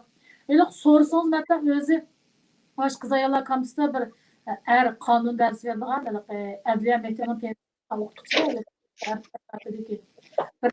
shu o'qituvchi bilan birga qaytib qoldik mashinasi bilan. Men sirtda shofir saqchini saqlagandim. Bu baldır chiqib qoldi ekan, meni bu yerda turib qolsan deganda men shu shofirni saqlayotgansam, mening shofirim kelib qoldi, men bilan birga qaytamsa, men sizni falan mashinani savlash jarayonida menidek shofirga da'vat qildim mushu er Xitoy o'qituvchisi turib qonun darsiga mashu da'vat qildim. Bu hukumat hozir nima ish qilyapti? Men shunday hayron bularni qilayotganiga. Bular bu yerga qolgan. Bu hammasi asosiyatin ma'lumotli, bilimli odamlar, bilimli insonlarga bo'lamiz. Men bular qonun do'stlik bir savollarni so'rasam, ular menga aksicha mendan savol so'rayotdi. Ularning savol sapasining yuqoriligi deydi bu arsaqchi, o'qituvchi. Men hayron qoldim. Shunchalik ma'lumotli bular davlat tilini hojjatsizga. Chunki nurg'unlari Xitoy tilida bilganlarga. Bular nima uchun bu yerga kirdi? Bu hukumat nima ish qilyapti? Ananiki bularni har xil shunday doğru kullanış, tug'maslik operatsiyalar bo'ldi ekan, uzuk soldirishlar bo'ldi ekan. Masalan, dorilar sharqli bularniki odil to'xtatilgan ekan. Hukumat nima ish qilyapti? Ananiki nurg'unlari müşahidlik xomushada yashagan bo'lib qolibdi. Ba'zilar doğru ta'sirdimiki, ya'ni bularni bu yerdan chiqib ketsa, masalan, bular jamiyat uchun bir qabohatli bir insonlar bo'lgandek, jamiyat uchun bir rahima bo'ldi bular. Hukumat shunday odamlarni nima uchun bu yerga sulaydi va yoki nima uchun shunday ishlarni qiladi bularga deb shu er saqchi o'qituvchi saqchi shopirga davatgan nurg'un shu gap so'zlardanmi shunga men shunday qilib hayron qolib men unga hech qanday ifoda bildirmadim, lekin ashlar dedi bu er o'qituvchi yana nima dedi desangiz bularda xijilomay bu yerdagilarni sinflarga olib keladi. Sınıflar qanday ayrıtılsanız, birinci, ikkinchi sinf, birinchi, ikkinchi qavatga bekitilgan sinf o'quvchilarni jenzibanka, yiba arban jenziban bu o'zining tilida asorat yiba arban jenziban degani shu birinchi sinf qaychi sinfga. Qaychi sinf degani shuncha tez, bak aqlliqlar yig'ilgan sinf. Sanban koyban deb olibdi. Hamda sanban degani 3-chi, 4-chi qavatdagi shu ikki sinflar tez sinfga bu. Anadaki Vubal Yuban Memben de barıptı. Vubal Yuban'ın 5-6. qavatga ta'sis qilgan sinflar bu osta sinflar. Osta sinf degani davlat tilini faqat tushunmaydigan yoki oz tushunganlar. Bu o'qituvchimiz shuni shu ashadagi saqchilardan, shu yerdagi boshqaruvchilardan so'raydida, bular o'zaro fransuz deyishadigan bo'lgan. Aşağıdan so'rashni his qildi.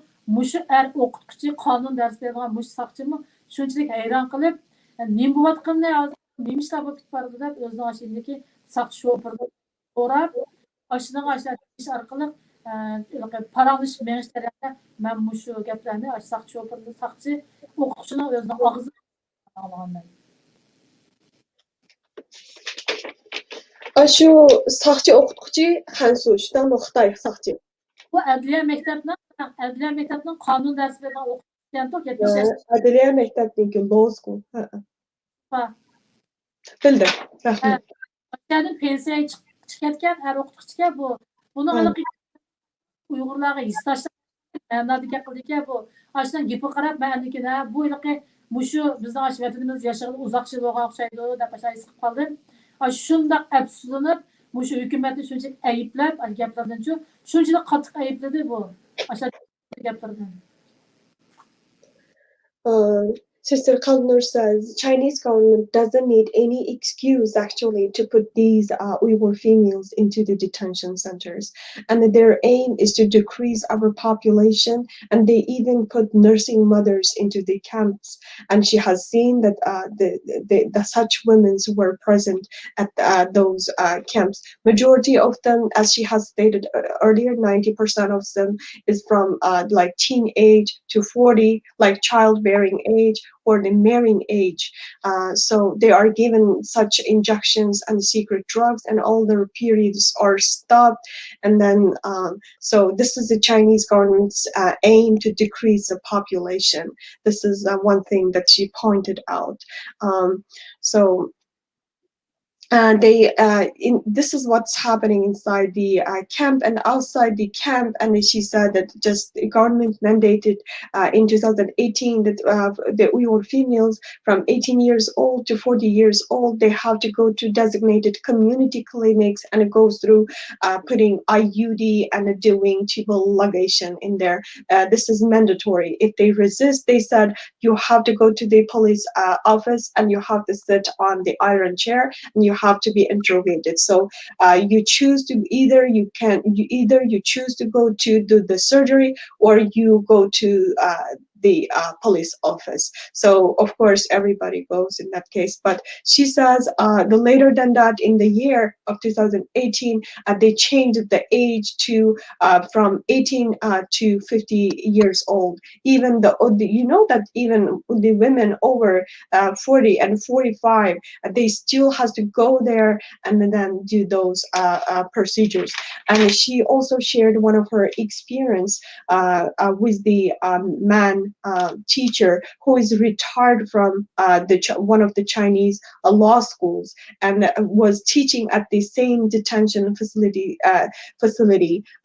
about the laws of the Chinese government. And one day, while she was waiting for the car, the driver to come, and she's returning to her home, and while she was waiting, and she met with this Chinese Han Chinese law school teacher, and the law school teacher offered her that you can come into our car, and my driver can take you to your home. And this, of course, Sister Qelbinur agreed, and she went in the car, and she listened the conversation which was going on between this law school teacher and his driver. And he said that what is our government doing to these girls? They give them injections and the drugs, and if even after they're released from these camps, they become a very kind of indicated that what kind of population that they produce from these women when they release out from the camp. What he inferred from his talk is that maybe because you might be vindictive, right? You might be filled with resentment. So he somehow is very sympathetic towards the Uyghur females in there. And another thing that he said that when I was teaching law to these girls, I realized that majority of them are highly educated and even smarter than me. They ask, when I ask them questions, they ask questions back from me, because they put me into difficult situation to answer, because they are intelligent, they are highly educated. No need for them to learn even the Mandarin Chinese, and the majority of them know Chinese, and they are highly educated. Why they end up in being there? The Chinese retired law school teacher who was teaching at the same detention facility with Miss Qelbinur, Sister Qelbinur, is like filled with sympathy towards Uyghur, because he has been living in this region for a long period of time, mixing with Uyghur neighbors and in the Uyghur community. So he somehow managed to stand on the stance of the Uyghurs, and describing his sympathy in his talk, which went on between his driver and him. And he also said that I saw those girls became numb and they don't feel anything.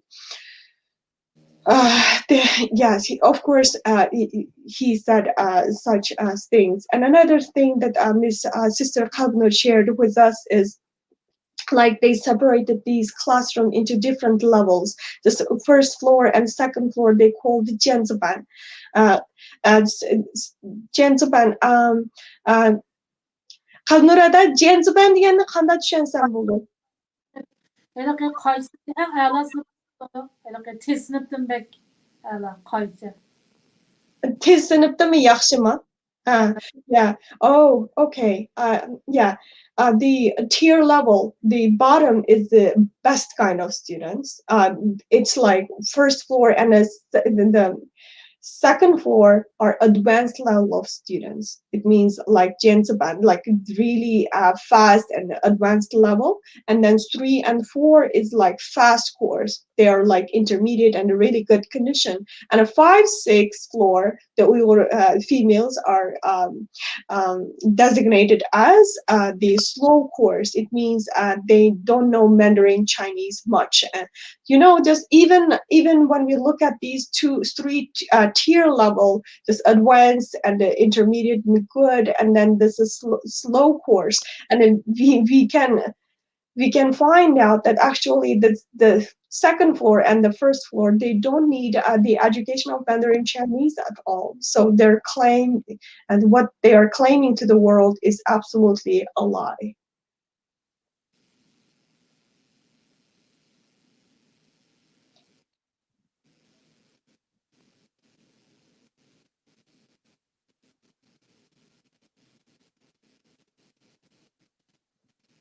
Sorry, I'm sorry you couldn't hear me. The next, the Uyghurs are going through a genocide. There are many genocide deniers out there in the world. And this is something that I want to discuss next. And this might be difficult for Sister Qelbinur to talk about, but I know she's had the strength and has been able to speak up. Sirwi, one question that I have for her is, why did she not stop teaching at these camps when she found out what happened? So that's one question. The other question, Why did she not stop teaching? yeah, Uh-huh. what the use of one Uyghur against another is a part of this tyranny. So I want to know what was going on in her mind while she was there, and realizing that she's part of this horror system of oppression. The next question that I want to really, really focus on. We know that rape is the most humiliating, the most brutal, most violent offense inflicted on a woman, and her community. It's not just the woman. The entire community suffers when a woman is raped. And sexual violence and rape are very powerful social weapons that have been used by governments across the world and social movements to perpetuate genocide. Rape is a tool of genocide. It serves to dehumanize, it serves to demoralize, and it serves to punish the enemies of the state. I mean, as we can see even now, as she's relating these stories, women, people watching, Uyghurs watching, the idea is to send the message from the Chinese government that you are enemies of the state and we will punish you. In order, and this is the reason why we're asking, this is why her testimony is so important, and we hope one day that these interviews that she's conducting all over the world will be used in international courts to hold these people responsible and to hold these people accountable for this genocide. So in that, if she can relate to us and testify what she witnessed about sexual violence in these camps. Hena bu qaytırki sualda sizga ikki narsaga javob berishni aytdi. Birinchi savoli bo'lsa, sizning shu bir qo'rqinchli sistemaning ichida Uyg'urlarni o'zi xo'rlab etib turib, Uyg'ur ayollarni sizni shu o'zlariniki shu Xitoy tili o'gitimiz deydigan, ya'ni bir xo'rlaydigan bir ishqa sizni shu qatnashtirib ig'ili soldi-ku, endi sizni shu ishga qatnashishga majbur qildi.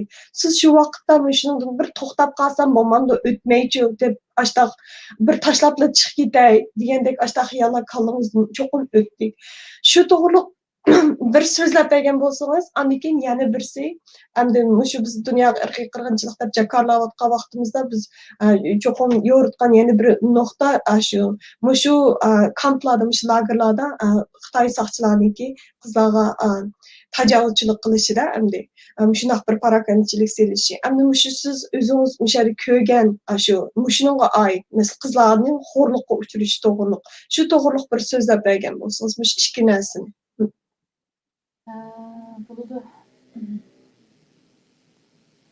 kız ayarlarga özü salmış, beşlik sual almış oldu. Baştaki birinchi savolga avval javob beraman, endi keyin men takrorlab bersam bo'ldi. Nima uchun siz ashada shu davomli yana dars o'tdingizmi? Shuni nima uchun shundoq yana davomlashtirishga majbur bo'ldingiz? O'zingiz xohlamasingizmi? Shu to'g'ri so'zlab bersangiz. Bizni uyga men degan bilan her xil şekil imtihan aldı, uçuk ders ötküzdü, bahaldı. Çünkü ben özüm ali mektepte şu Xitay tili dersi ötküzgen. Xitay tili okugan. Mektepte ben Xitay tili dersi veretdim. Onun qo'shimcha mening yana shu mektepte kadrlar xizmatini tutaman, arxiv guruhini tutaman, Xitay tili guruhida tadqiqot guruh boshlig'i degandek nurg'un vazifalarim bor degan. Shu orqali bu yilgi kadrlar xizmati intayin maxfiyatchilik bo'lgan xizmat shu bu. Buna şu ma'rif idorasi qilamiz, biladi u xizmatni tekshirib kelish jarayonlarida ashamini ko'rgan, bilgan. Andan keyin biz u dars berishning oldidami bizni yig'in qilgan vaqtida menga bir necha xil jadvalni berib bergandan oldin qo'l qo'ysa deb bu jadvalni bizga o'qishga o'rganmadik. Qo'l qo'ysanglar bo'ldi deganda qo'limizni qo'yib qizil suruqni besib berdik. Andan keyin o'zlari yig'inachib dediki, sizlar Ayshaga borgan, Ayshaga borgan, ko'rgan, anglagan, bilganni hech kimga demaysizlar. Hattoki tuqqanlaringlarga demaysizlar, xizmatdoshlaringlarga, boshqa demaysizlar, maxfiyatni chin tutasizlar. Undan keyin agar maxfiyatlik oshkora qilib qolsa, urug' tuqqanlarni o'ylashinglar degan. Ashtondoshlar bor ekanda, urug' tuqqan, chunki urug' tuqqanlar hammasidagi bor bizda, kimliklari bor bizda dedi. Ha? Chet turayotgan tuqqanlarni o'ylashinglar. Deb yig'inni ichib bo'lgan, deb ishlab o'tirib bo'lgandan keyin yana qo'shimcha meni, Qelbinur Malim, bizga u yig'in ochgan bir shu ma'rifat idorasining partikomning sekretaridan, so'ng sekretar deymiz, ismi. Qelbinur Malim deb shunday yaxshi muomalaga qilganda qilib, sizning qizing Gollandiyada o'qiyotdi-ku deb o'qiyotdi desam, sizning qizingizni biz aka beralaymiz-mi? Bizning Jungo hukumati bilan Gollandiyada do'stlar qizingni aka beralaymiz. Demak, maxfiyat chin tutmasanglar, urug' tuqqanlaringlar, tatal tuqqanlaringni aka beramiz. Sizlar shu ko'rgan yerga bordo'ashlar degan bo'lgan. Bu mening qalbimda shunday aniq. Ananiki men o'zim hayron qolgan shu vaqtda. Nima uchun bu savodsizlarga dars bergili borgan yerda bunday chin maxfiydi deb hayron qolgandim. Aniki o'zim berib ko'zim bilan ko'rib, erlar komsi 6 oy turdim, ayollar komsi 3 oyga yaqin turdim. Shu jarayonlarda his qildim asla. Shuni bizga shunday qattiq besilib majbur etib tikanda bular dedim. Men orliqda berib bir hafta bo'lmasdi, men o'zim his qilgan bir haftadan keyin, undan keyin erlarga kelib ketdi. 4-oydan biridan keyin men o'ylagandim. Qanday bir amal chora bordi, men chidog'chiligim qolmadi, bardosh beramayman. Chunki uyga borganda uyqu yo'q menga. Men shunday karvat yassamlam, simot yetayotgan erlar, cho'q erlar o'lim oladi. U karvat memsa yasamasdan o'ylayman. Mana sovuq tonlab bitmagan vaqtda simot yetib deb o'ylayman. Oldin bir qoch chaydan deb chay ekasam, oshlamush bir to'toq bir suv zarab ketdi deb o'ylayman. Tamaq yemasam, tamaq oldimga gilim qilib oshla bir Xitoyning mo'misini yaratdi shuni qizlar. Keyingi biz ularga davlat tili Xitoydan maqsad getib xunga dedi qizim naqsha. Shu tekstilni bilmaganlarga shu Xitoy mo'misini beğenmedi bular. Osh qo'ydi oshlari. Oshlar bo'lganki men tamaq emas, chayim emas, uyqum emas, o'g'ashgan men buni faqat yo'lishim bilan deyman. Yo'lishim bilan bir kungacha uni ochiq gapda men bilan ayrim yapti qarang yo'lishim. Nima uchun sen ben beshimda og'irtib sen o'zing uxlamay chiqib yotgan ekansan, mening beram qildi ekansan. Bo'ldi, menga bir demagan bu gapni olg'im yo'q deb yo'lishim bilan ziyatlaşib ketdi hattoki. Aslında belki ben 13 gün geçirdim. Ben bu işe amal bulamazsam hiçbir amal yok. Çünkü ben yani uruk tutkunu oynamasam maydı benim acım var, akam var, inanırım var. Biz hükümetten mühim yerden işlerle hizmet kıldım. Yol düşüm var. Anadaki benim kızım bir yerde. Ben işim olmasa kızımla öldüm de. Doktor gelmişler arası kızımla eke pırpas. Kızımın bir yerde buna turuştuğunda yaşıma kadar yaşadı bana bundan köylerden. Dep ben yani çıday. Dep hiç kandak. Amal çare yok bizge. To'xtab qilishga yoki men bu dars bermasa bularni bu deyishga amal jarimiz yo'q. Shuning uchun shu majburiy bitimda darsni o'tib ketdim. Lekin keyin qiz ayollar kamsiqmasi va 6 oylik to'xtam bilan borganda u yerga boshqa imzo qo'yganda 2017 2018 3-oyga o'qish mas'uliyati degandi. U yerda qiz ayollar bo'lganki qizlarni men ko'zim bilan ko'rmadim, men ko'zim bilan ko'rganni ko'rdim deyman. Ama lekin ben kulağımı aniq anladım. Öyle kılardı ki bazıları kıyın kıstak çıkaran avazları bütün binanı zil kısaldılar. Bazı dersi tutan dersi bakmak lazım ağlaysız o avazlarını. Şunu ben bir yerde 6 ay duramayı 3 aya yakın durup 3 aydan ki ben özel benim adetim gittim, kan gittim. 15 gün kan doktoruma devam ettim. Şunu ben bir günü Turamıda başı 10. aydan 20'si 10. aydan ahırda yaşlı. Erse diye kopamadım. Kopamadan yoluşum ya Allah'ım ben fakat bulamadım. Ben kopmadan alıp yok ben doktora apartım ben. Benim üyem yağlı da doktor ilişkili geldi ki öyle ki adını burayla Uyghur diye ben doktorxanası da şu pes küçük beni ilaçtırıp şu doktorxana vardı maşin tuttum. Şunu doktorxana kirip yatak kirip lan yatak orduş kıpağın ki ben tekşegende kan besimim şu böyle keşmedim uyku yok tamak ötmegen gelemdim. 65-45 lira çıkıp kaptı ki benim kan besimim 65-45. Şunları tekşirişlerge aşağıda harmansak açıktı hatta yoluşuma harmanıştırıp mağabay bir şey. Şunları tekşiriyor. Nekimiz kan kökep gitip altın toktumay. Şunlar yatakta asmakul insan kantı. Telefon geldi bana. Tam kep ketişinin sebebi o.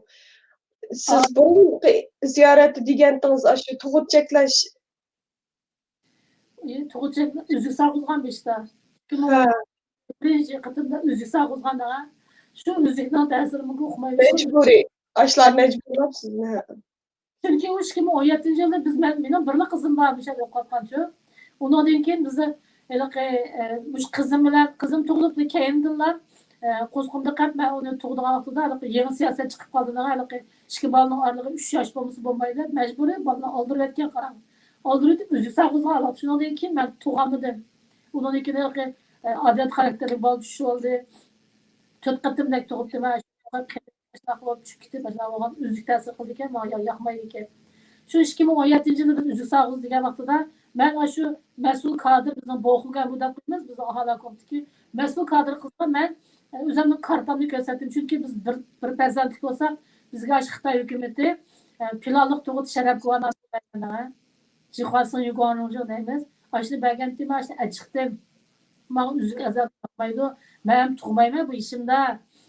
Men uni üzük salmasam bo'pti ekan. Mana men sizlarga imzo qo'yib bersam qo'yib beray. Qanday bo'lsa men imzo qo'yishga rozi. Mening kelishganim bor desam, o'sha qizlar men dedi Uyg'ur qizlar mukarram deb ismi. Osh qizlar dedi qanlarida biz sizni bilimiz, sizga ishonamiz. Bizning bu yerda shu birdan bir o'qituvchi ishonchli odamsiz. Lekin bu bizning qo'limizdan kelgan bo'lsa, men qo'shlatdim buni biz soqchiga topshiramiz. Siz o'sha üzük bo'lgandan keyin doktorning shu qog'ozini akab topshirsangiz soqchi ko'rdi.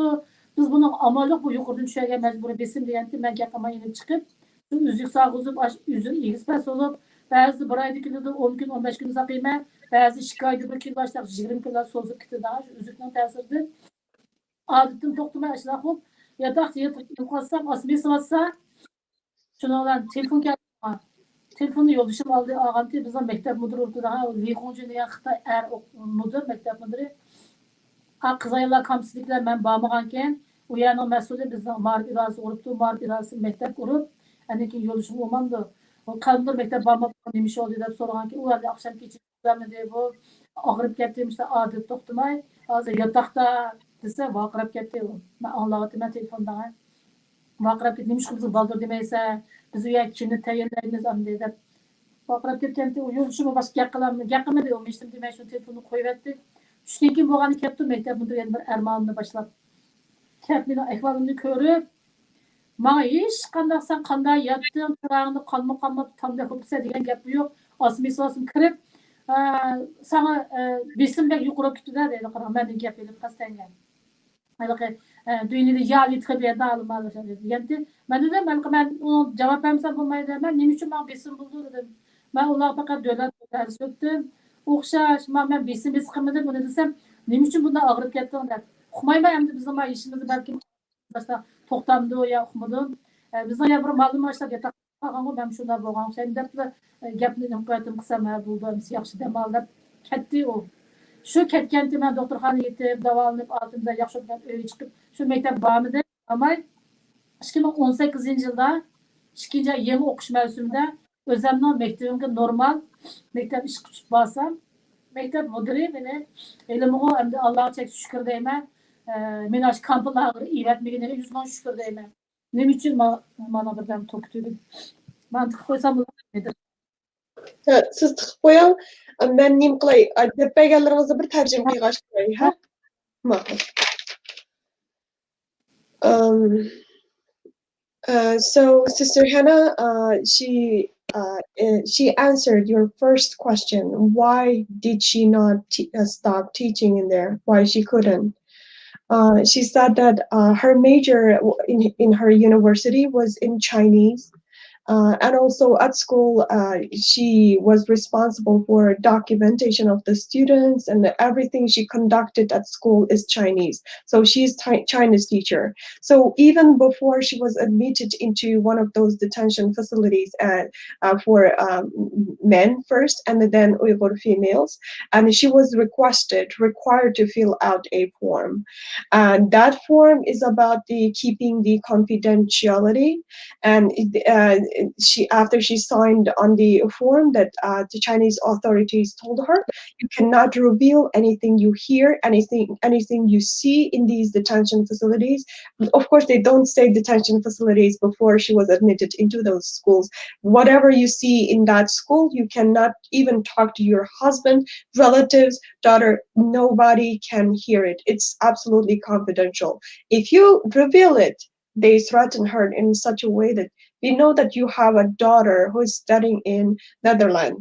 We can even bring her to you because that's our one of the brother country. We have very good relationship with Netherlands, and we can bring your daughter right here in front of you if we hear that you reveal anything that you see in that schools to anybody. So and they say, and she was so surprised. And at the time, if I go to those schools to teach illiterate Uyghur people, teach Chinese, why they request me to sign on such form, and why they have to threaten me in such way. After she went to those schools, she said just after 1 month she taught there is, so maybe after the first day, and she became sleepless, and then she can't eat normally, and then she lost her appetite. And then when she see the water, and she thinks that they're not given enough water to drink in those so-called schools. And and you know that she witnessed one time that one of the religious personnel, the imam or religious scholar, that in her first school that she taught, and they are required to sing songs in requested by the mandated by the Chinese government. They called it Hongge.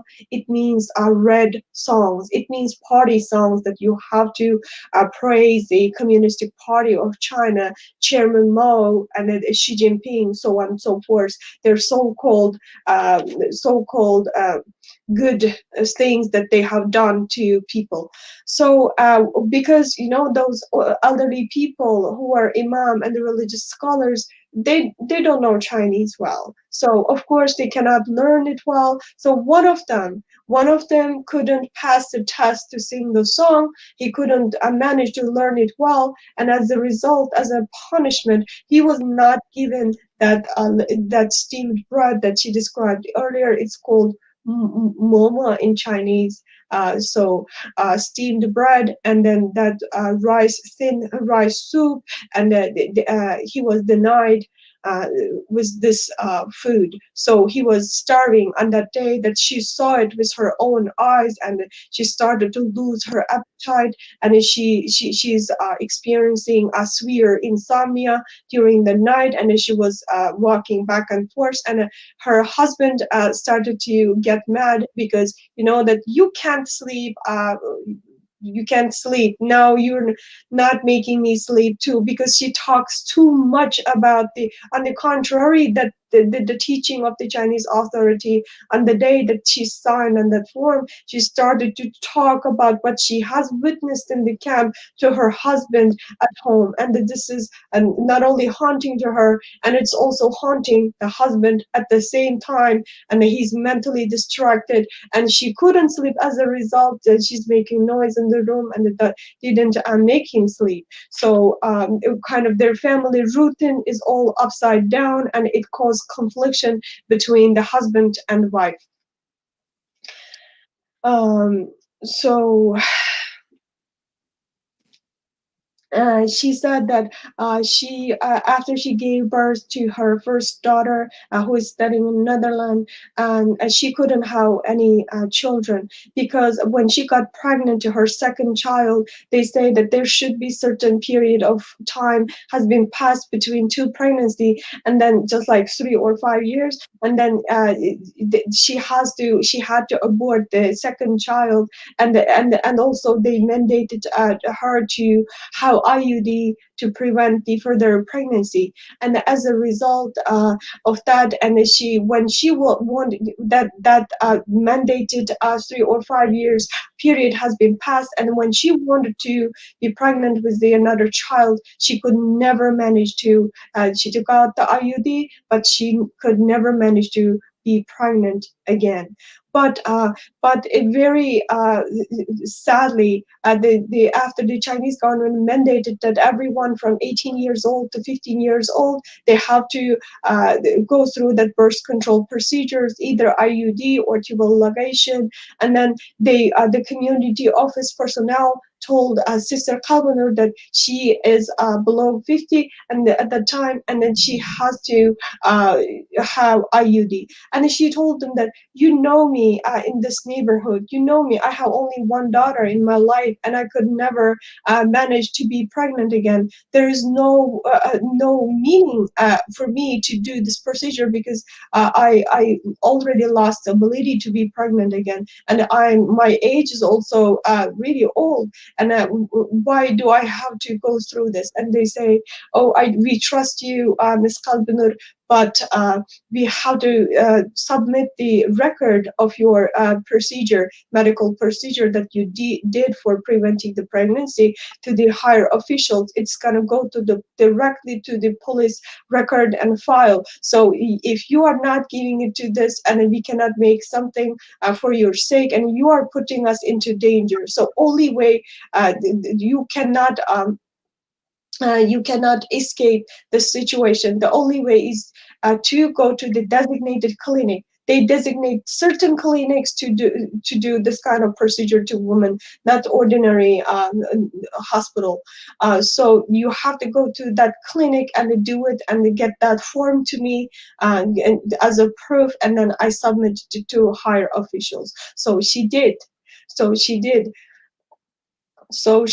And as a result, and all of those mental trauma that she got in while she was teaching in the camps, and all these family conflicts and all, and this doing this the IUD stuff, and she said that my body really cannot get used to IUD as a foreign body. I don't do well. It doesn't work for me well. So while she was teaching in the camp, one day she returned home, and when she woke up the next day morning, and she woke up in the blood, and because she just a lot of just a huge amount of blood came out, and this happened shortly afterwards. She did the IUD, and she couldn't even get up and walk, and then they went to the nearest hospital, which is called Uyghur Milli Tibabet Doktorhanesi. That's kind of Uyghur traditional medicine hospital.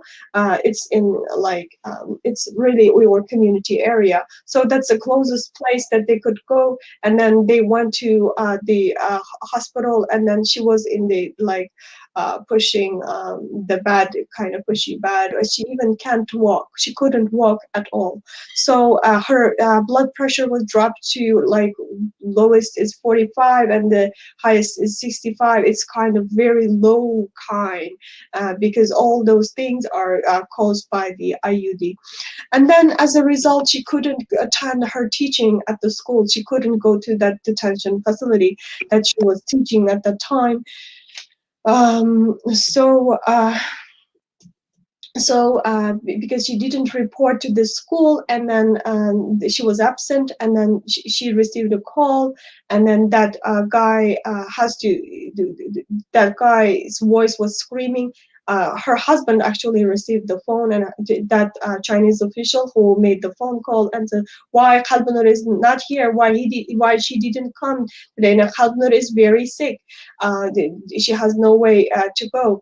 And then the Chinese official is complaining that he has to call to school first, and he has to call the education authority to find out those numbers, and so on and so forth. And then they are blaming them to not coming to school, not sending Miss Qelbinur even though she's sick.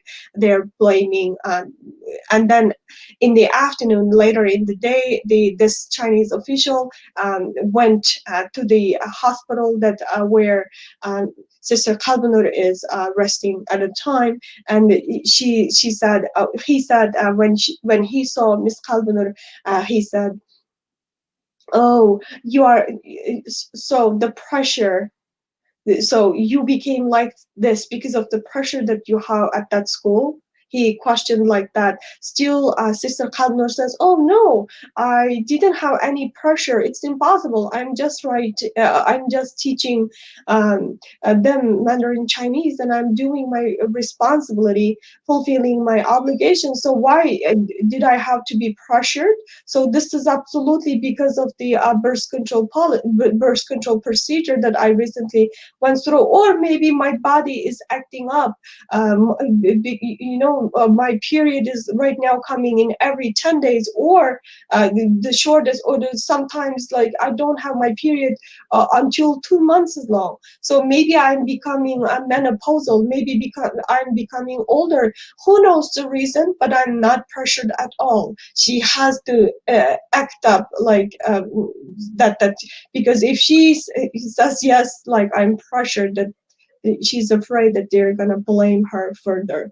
So in 2018, so she's free from that camp teaching, and then she's excused, and she went back to the school, elementary school that where she was teaching, and she was so glad that she finally returned to her teaching, and she's thankful to the dean of the elementary school to take her back. And she only answered your first question so far, so now I can tell her to tell us something about the sexual abuse that girls are going through as a part of this ongoing genocide. Qalbinurada әмді ашу суалға javob bersangiz bo'lgandi. Ikkinchi savolga siz shu qizlarninki xo'rliqqa uchragani to'g'riliq o'ylaganlaringizni, ko'rganlaringizni. U yerda mashg'ulotlar kampusda men chunki o qizlarni men 3 oyga yaqin bo'ldim boshqa qizlar bilan birga dars berdim. Dars berish jarayonida men Uyg'ur bunun ahvolini so'radim dedim. Undan sirt yana Xitoy o'quvchidimmi nurg'un gaplarni bir shakildan berish kirish jarayonida qo'rida paranglashib nurg'un ahvollarni so'rab bildim men. Chunki u sahna so'rab qatganda bosqinchilik qilayotganning ustida bizlarga ko'rsatmaydigan baxtli. Lekin biz ashlarning ichini olgan ovozlarni, chaqirgan ovozlarni anglaymiz. Hali sinfda dars bo'lsa yoki tushlik vaqti 12dan 1gacha 1 soat tomoq vaqti bo'ladi. Shu 1 soat vaqtda anglaymiz, ovozlarni anglaymiz. Andan keyin bundan men eng ashundan ta'sir qilgan nima desangiz, mushu qiz ayollar bosqinchilikka uchrab bo'lgandan keyingi ifodasi. Qanday ifodasi sınıfga kirgan vaqtidagi odamni sinfga kirgan vaqtidagi o'rinliqda o'tirib qo'pishi va yoki meni sinfga kirgan vaqtda qanday kirdi ular shunchalik tasdiq qiynalib kirdi. Ashlar qarablar ma qizlar cho'qim ya cho'qim qiyin qistab ilmgan yoki eg'ir deb uchirgan deb galaslarning eg'ir darajada minishidan. Andan keyin kichik o'tirda shunday tasdiq o'tirdi avaylab xudilik o'rindiqda mixnus o'tirgandek o'tirdi-da bular. Andan keyin qo'pqa vaqtida qo'polmaydi, o'tiramaydi, qo'polmaydi. Aşı darajada. Ashdan qarab bu qizlarniki men abay degan o'xshash. Bu qizlarni saqchilar so'roq jarayonida navbatlashib bosqinchilikdan boshqa ular yana shu qo'ldagi tok maqlarda maqat yo'llariga, jinsiy yo'llariga, ashta chiqish orqali qiynab bu qizlarni mushunda aramida qo'ymagan bo'g'ashqa bu qizlarning menish shaklini o'zgarib ketgan. Shu azobga, shu og'riqqa chidamay o'ltasa qo'psa o'tiramaydi. Shunchalik aniq. Aşılarni ko'rib mana shu ko'rib turibman, mana 3 oy jarayonida kun tashlab 6 soat 7 soatlab dars berish jarayonida ko'z oldimda ko'rinib turdi. Shularni hammasini ko'zdan ko'rib, ularning ichini qilgan ovozini angladim. Va undan so'ng yaqin do'stimga chiqdim.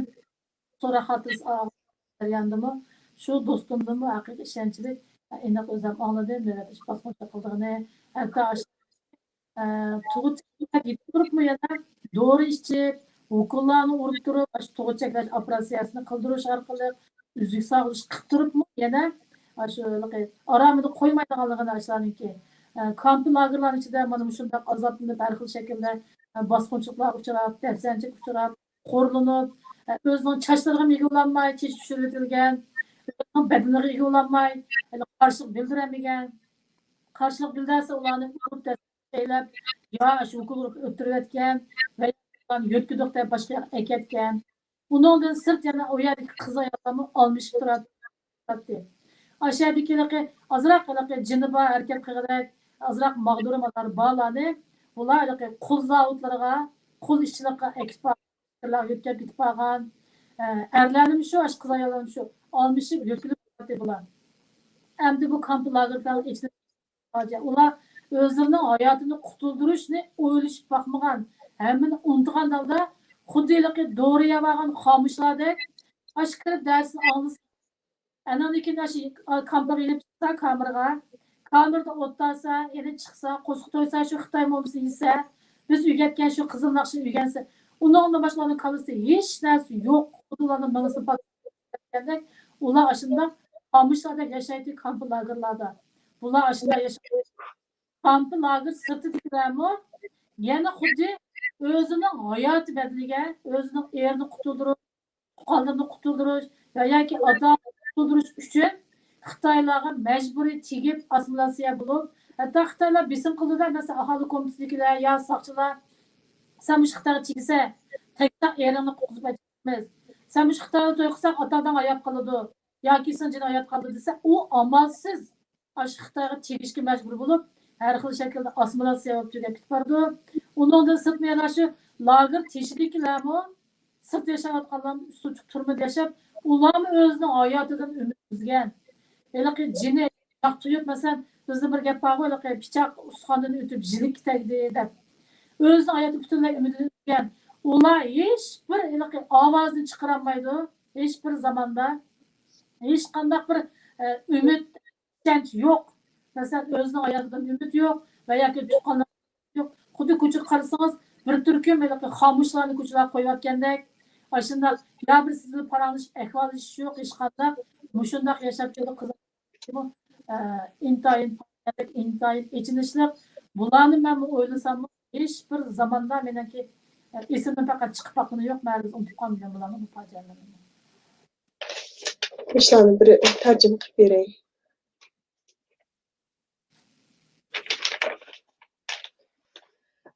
She stayed in the women's prison camp for about 3 months.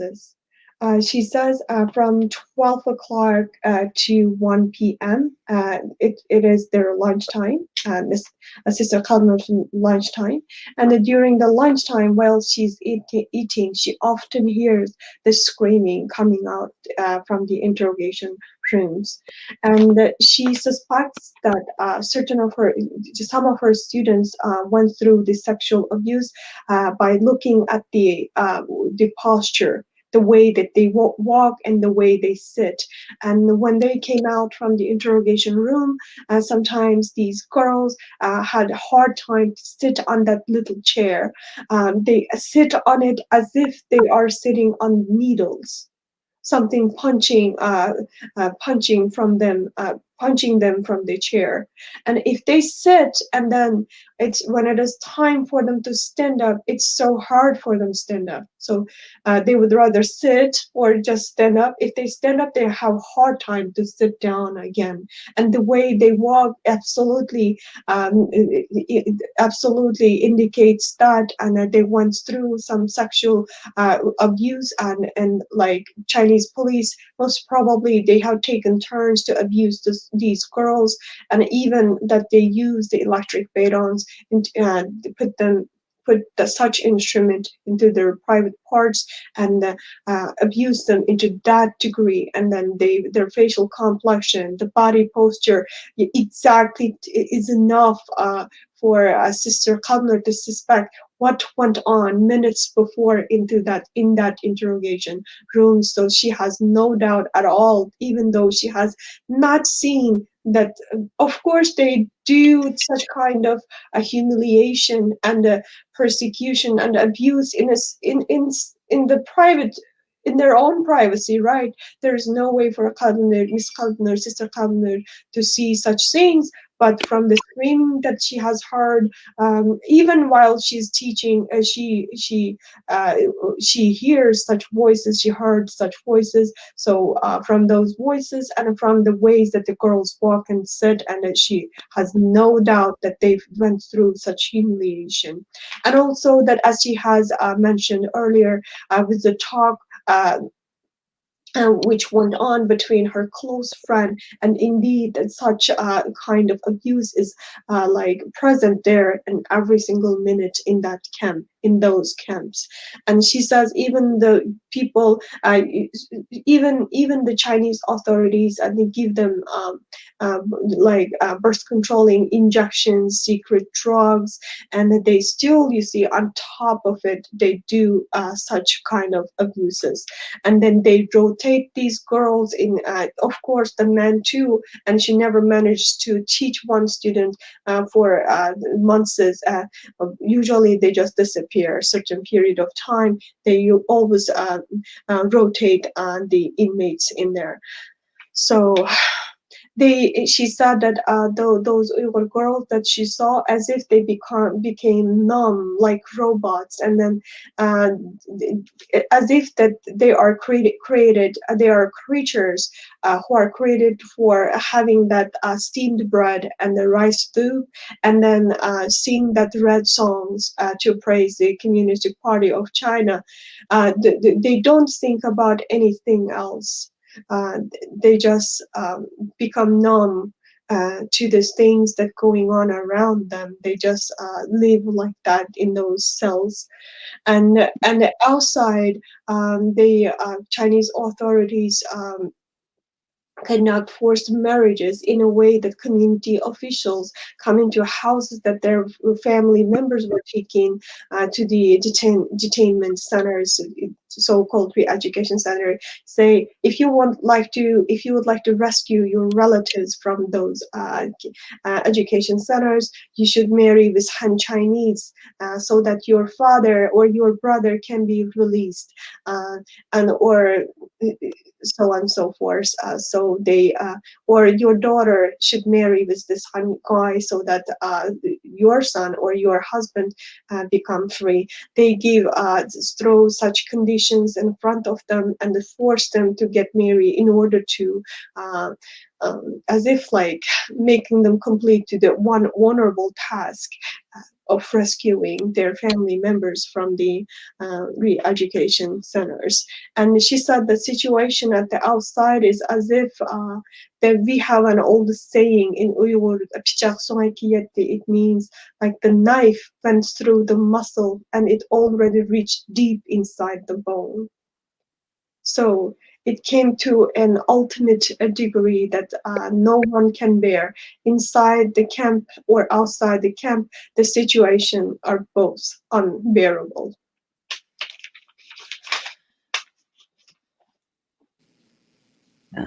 Thank you, Jazakallah khair. Thank you so much for your testimony, for your words, for having the courage, despite threats to your family, to your life, to be able to speak and be here. We know even currently it's a struggle. You're not in a stable condition where you are at.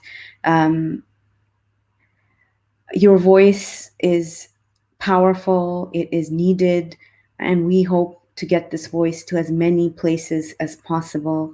And for those of you watching, have when you hear this, it is incumbent on you to share this with the rest of the world. Sister Qelbinur has done her job.